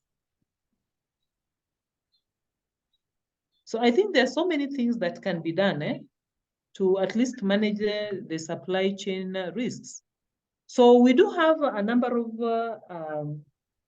decision-making tools or techniques that can help in managing these risks. And one of them, of course, is trying to identify the actions, the choices, and the alternatives, so that you determine which strategy can work for the different choices and actions and the alternatives that are available. So we normally have even the decision trees, decision-making trees. I don't know whether you covered this, that course. And it's also another powerful tool, whereby it presents certain possible outcomes or choices. And normally it is drawn, or it is done diagrammatically. And therefore it allows individuals to apportion some weight to certain possible actions against one another based on the costs and the various probabilities and the benefits. And at the end of the day, you identify the one that will, of course, maximize on the benefits. I believe you've done that,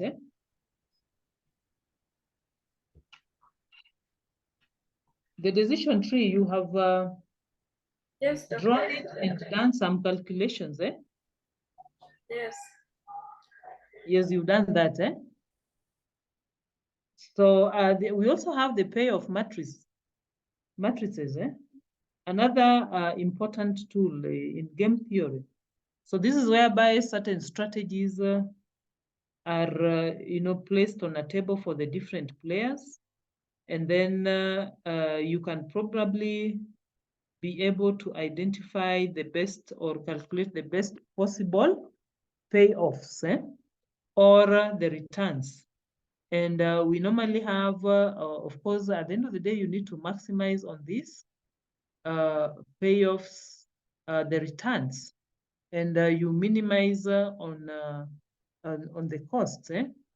So you've come across the maximum, is it maximize on the maximum, the maximax, the maximin, and which maxi what? Which ones are they? We have the maximax. You maximize on the maximum payoffs. The minimax, you minimize on the maximum.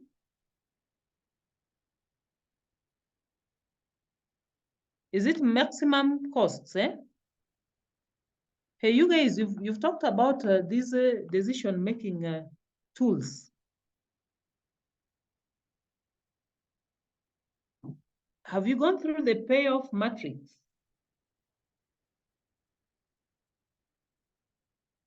Hello?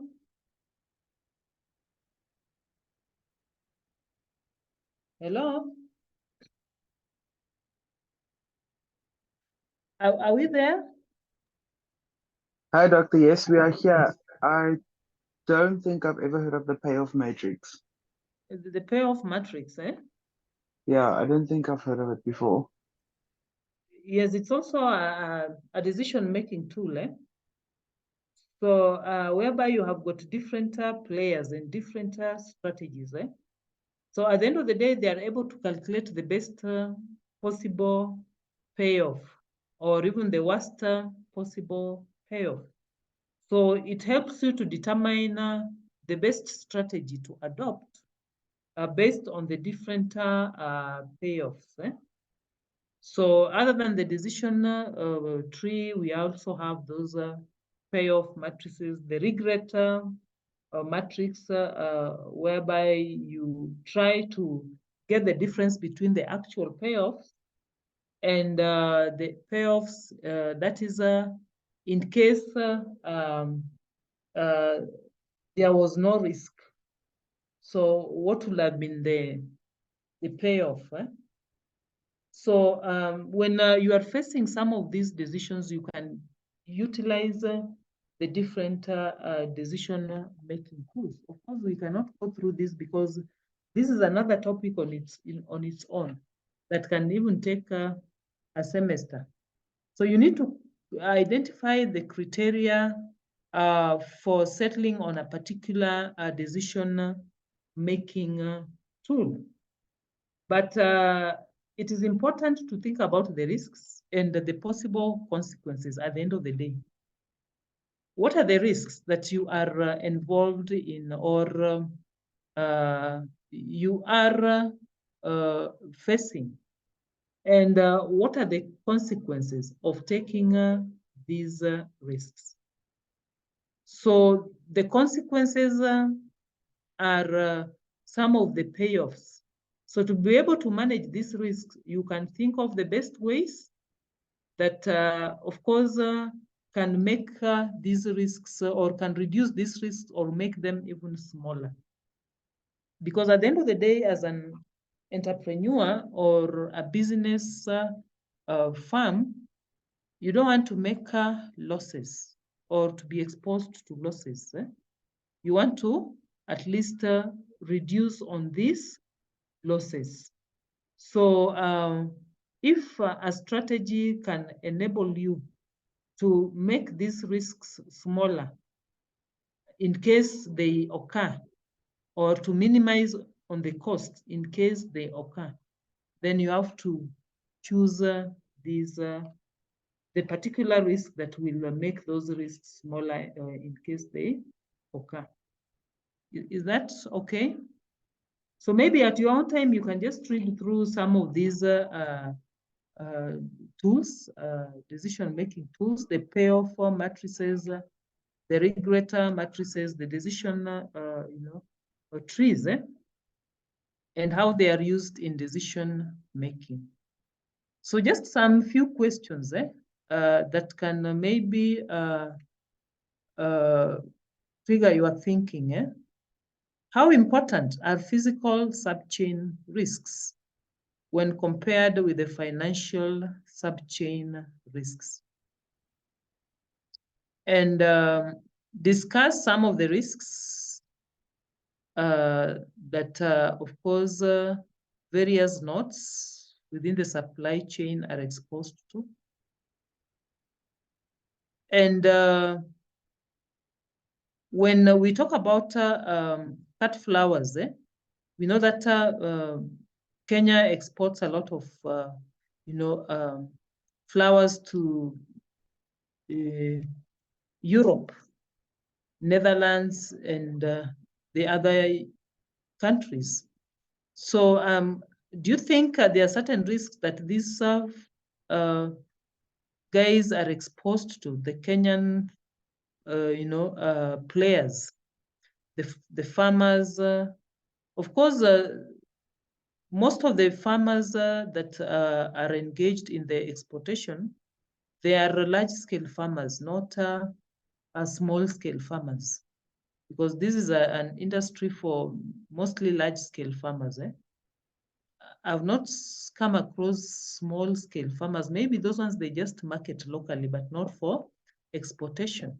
So are there certain risks that perhaps you can identify for the different nodes within that sector?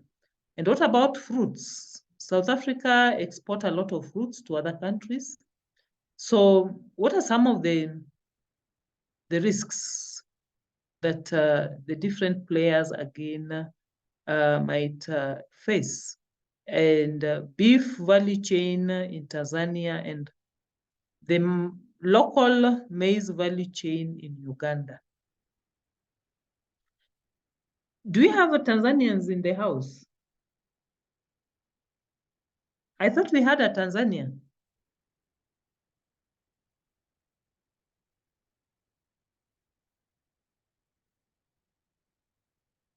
Did we really have someone from Tanzania?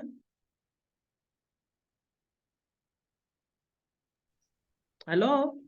I don't think so, Doctor. We don't, eh? Yeah, we have Ugandans, Kenyans, and South Africans. And South Africans, right? But we have Eswatini, eh? Eswatini, there is one, eh?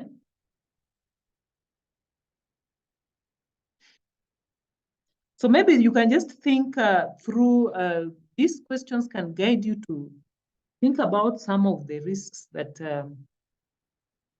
can be identified across the supply chain for those different products. And of course, how can we reduce or mitigate the risks? Again, investment in infrastructure. We know that sometimes marketing becomes a challenge because of poor infrastructure. Technology. We can adopt certain technology that can help minimize exposure to these risks. Management practices are equally important. How are management practices important, and how can they reduce on these risks? How can they help mitigate the risks?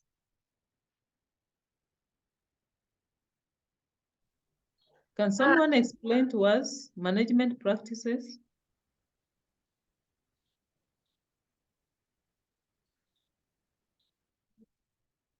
Yes?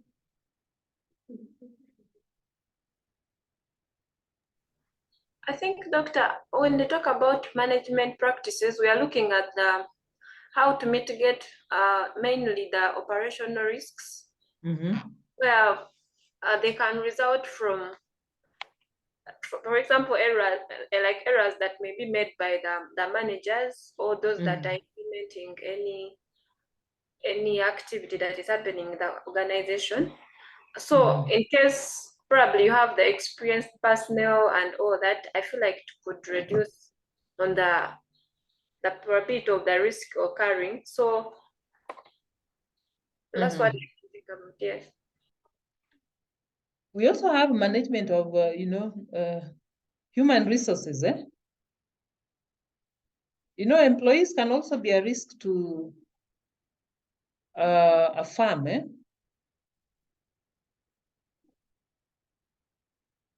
Let me give you an example whereby I know someone, a farmer, a dairy farmer, who employed a manager to manage the farm. So every day the guy delivers some good quantity of milk to cooperative. But then at the end of the day, this person, goes home without even a liter of milk. So you can imagine this person has been managing your cows the whole day, milking, organizing for the milk to be dropped to the cooperative. But you don't even appreciate the person with a liter of milk. So what happens? The guy will find a way of hiding some liters of milk, and he carries home. So assuming you had even apportioned even a liter every day, or even half a liter to the person, you wouldn't think of doing such kind of crazy things. Yes, Lindani has also talked about competence, human labor. Again, the employees, if they are not competent, they'll make lots of errors. What about financial instruments?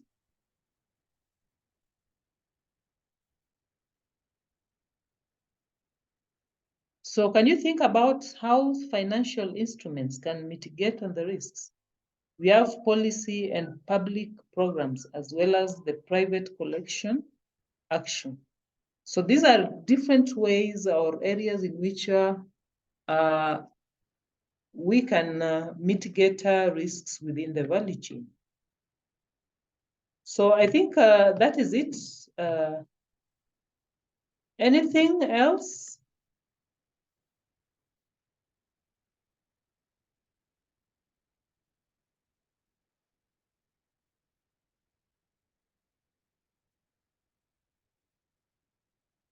Any questions, Sam?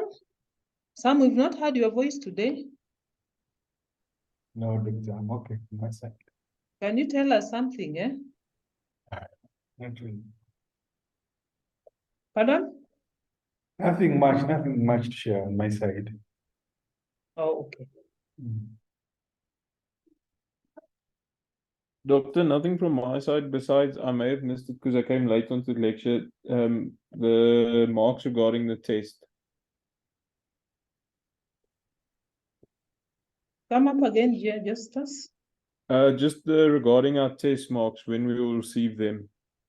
Yes, I indicated tomorrow, latest Friday. Okay, thank you, Doctor. Yes. Doctor, I want to ask something. Yes. Doctor, when for example, when you ask that discuss or actually discuss the purpose of risk management, what are you expected to give? Like, how do you approach that? Do you give like contents, or like how do you advise someone to attempt that to ask the purpose? When you're told to discuss? Yeah. Like, what does the question want? You're testing your understanding of the concept, So you start by defining the concept. What is your understanding, Before you can further give some illustrations,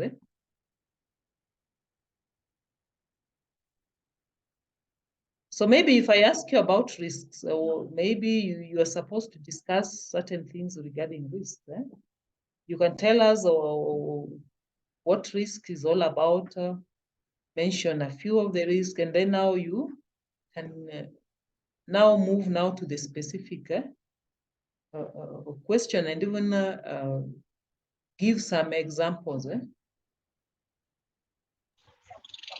which further confirms that you truly understood the concept. But you'll find that these issues or concepts are interlinked. So you don't have to be really fixated, because you may find that a question is on risk, but then when you get to governance, there are certain governance mechanisms that could also help in addressing the risks or the kind of, so you have to think through the entire, course. And as we've seen previously, they are kind of interlinked.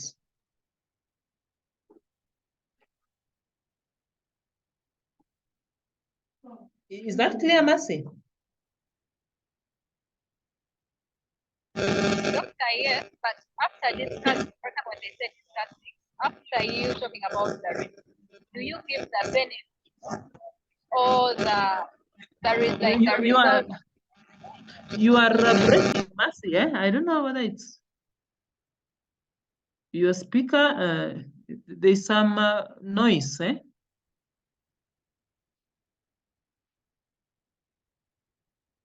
Mercy?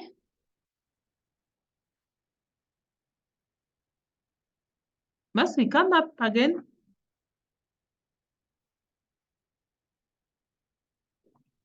Mercy has disappeared. Maybe you can drop it on the chat box.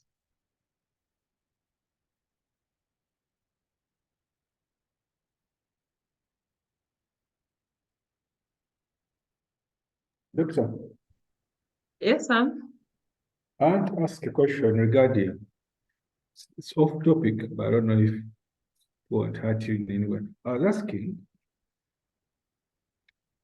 when you expected to look at intermediaries and the roles they play, if you look at the techniques adopted, so maybe the different inefficiencies along the supply chain node, and you're handling an area whereby that kind of supply chain is, okay, the government may not be an intermediary, but it plays a very huge role. Like, this is fish.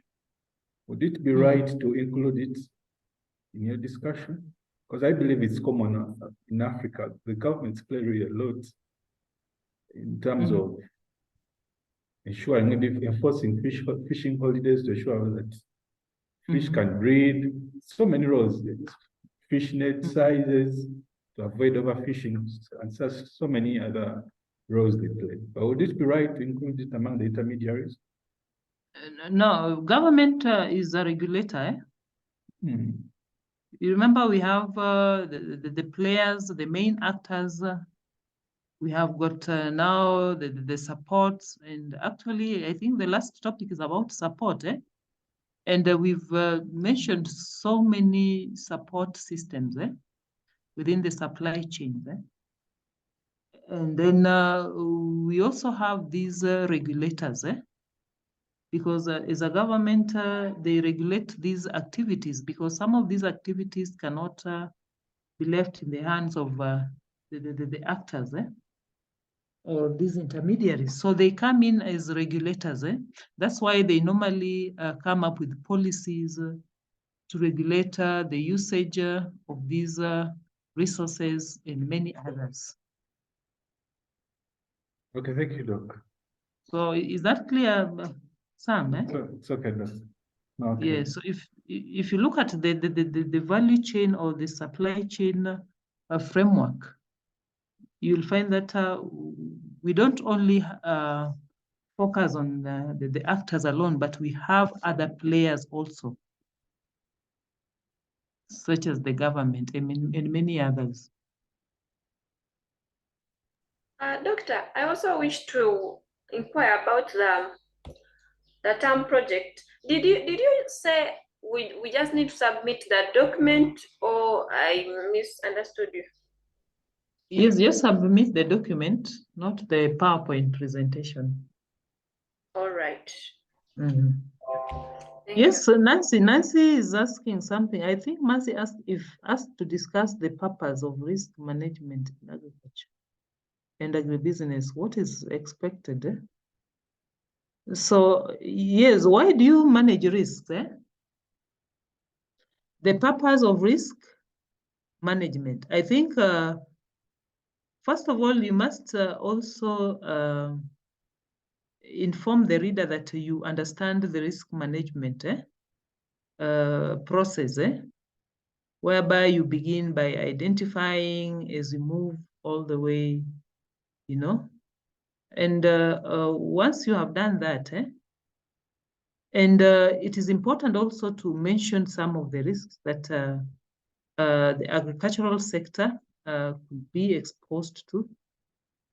And then now, how important is risk management as you apply these tools, as you identify these risks, these players become aware of these risks, and that can help them even in decision making in terms of the ventures to go for or to consider, because they understand the costs, implications, and many other things because of the analysis of these risks through the management. So you begin by, first of all, telling us what risk is, the risk management,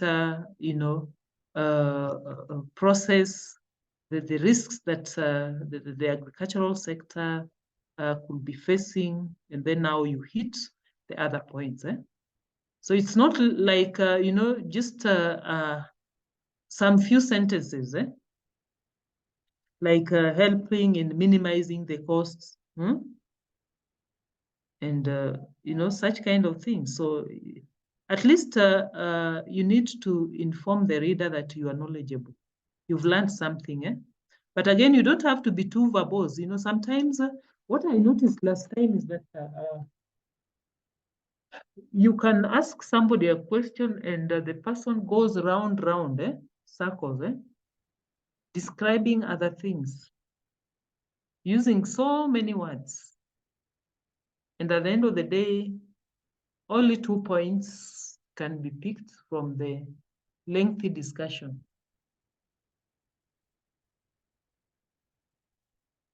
So I think that is clear.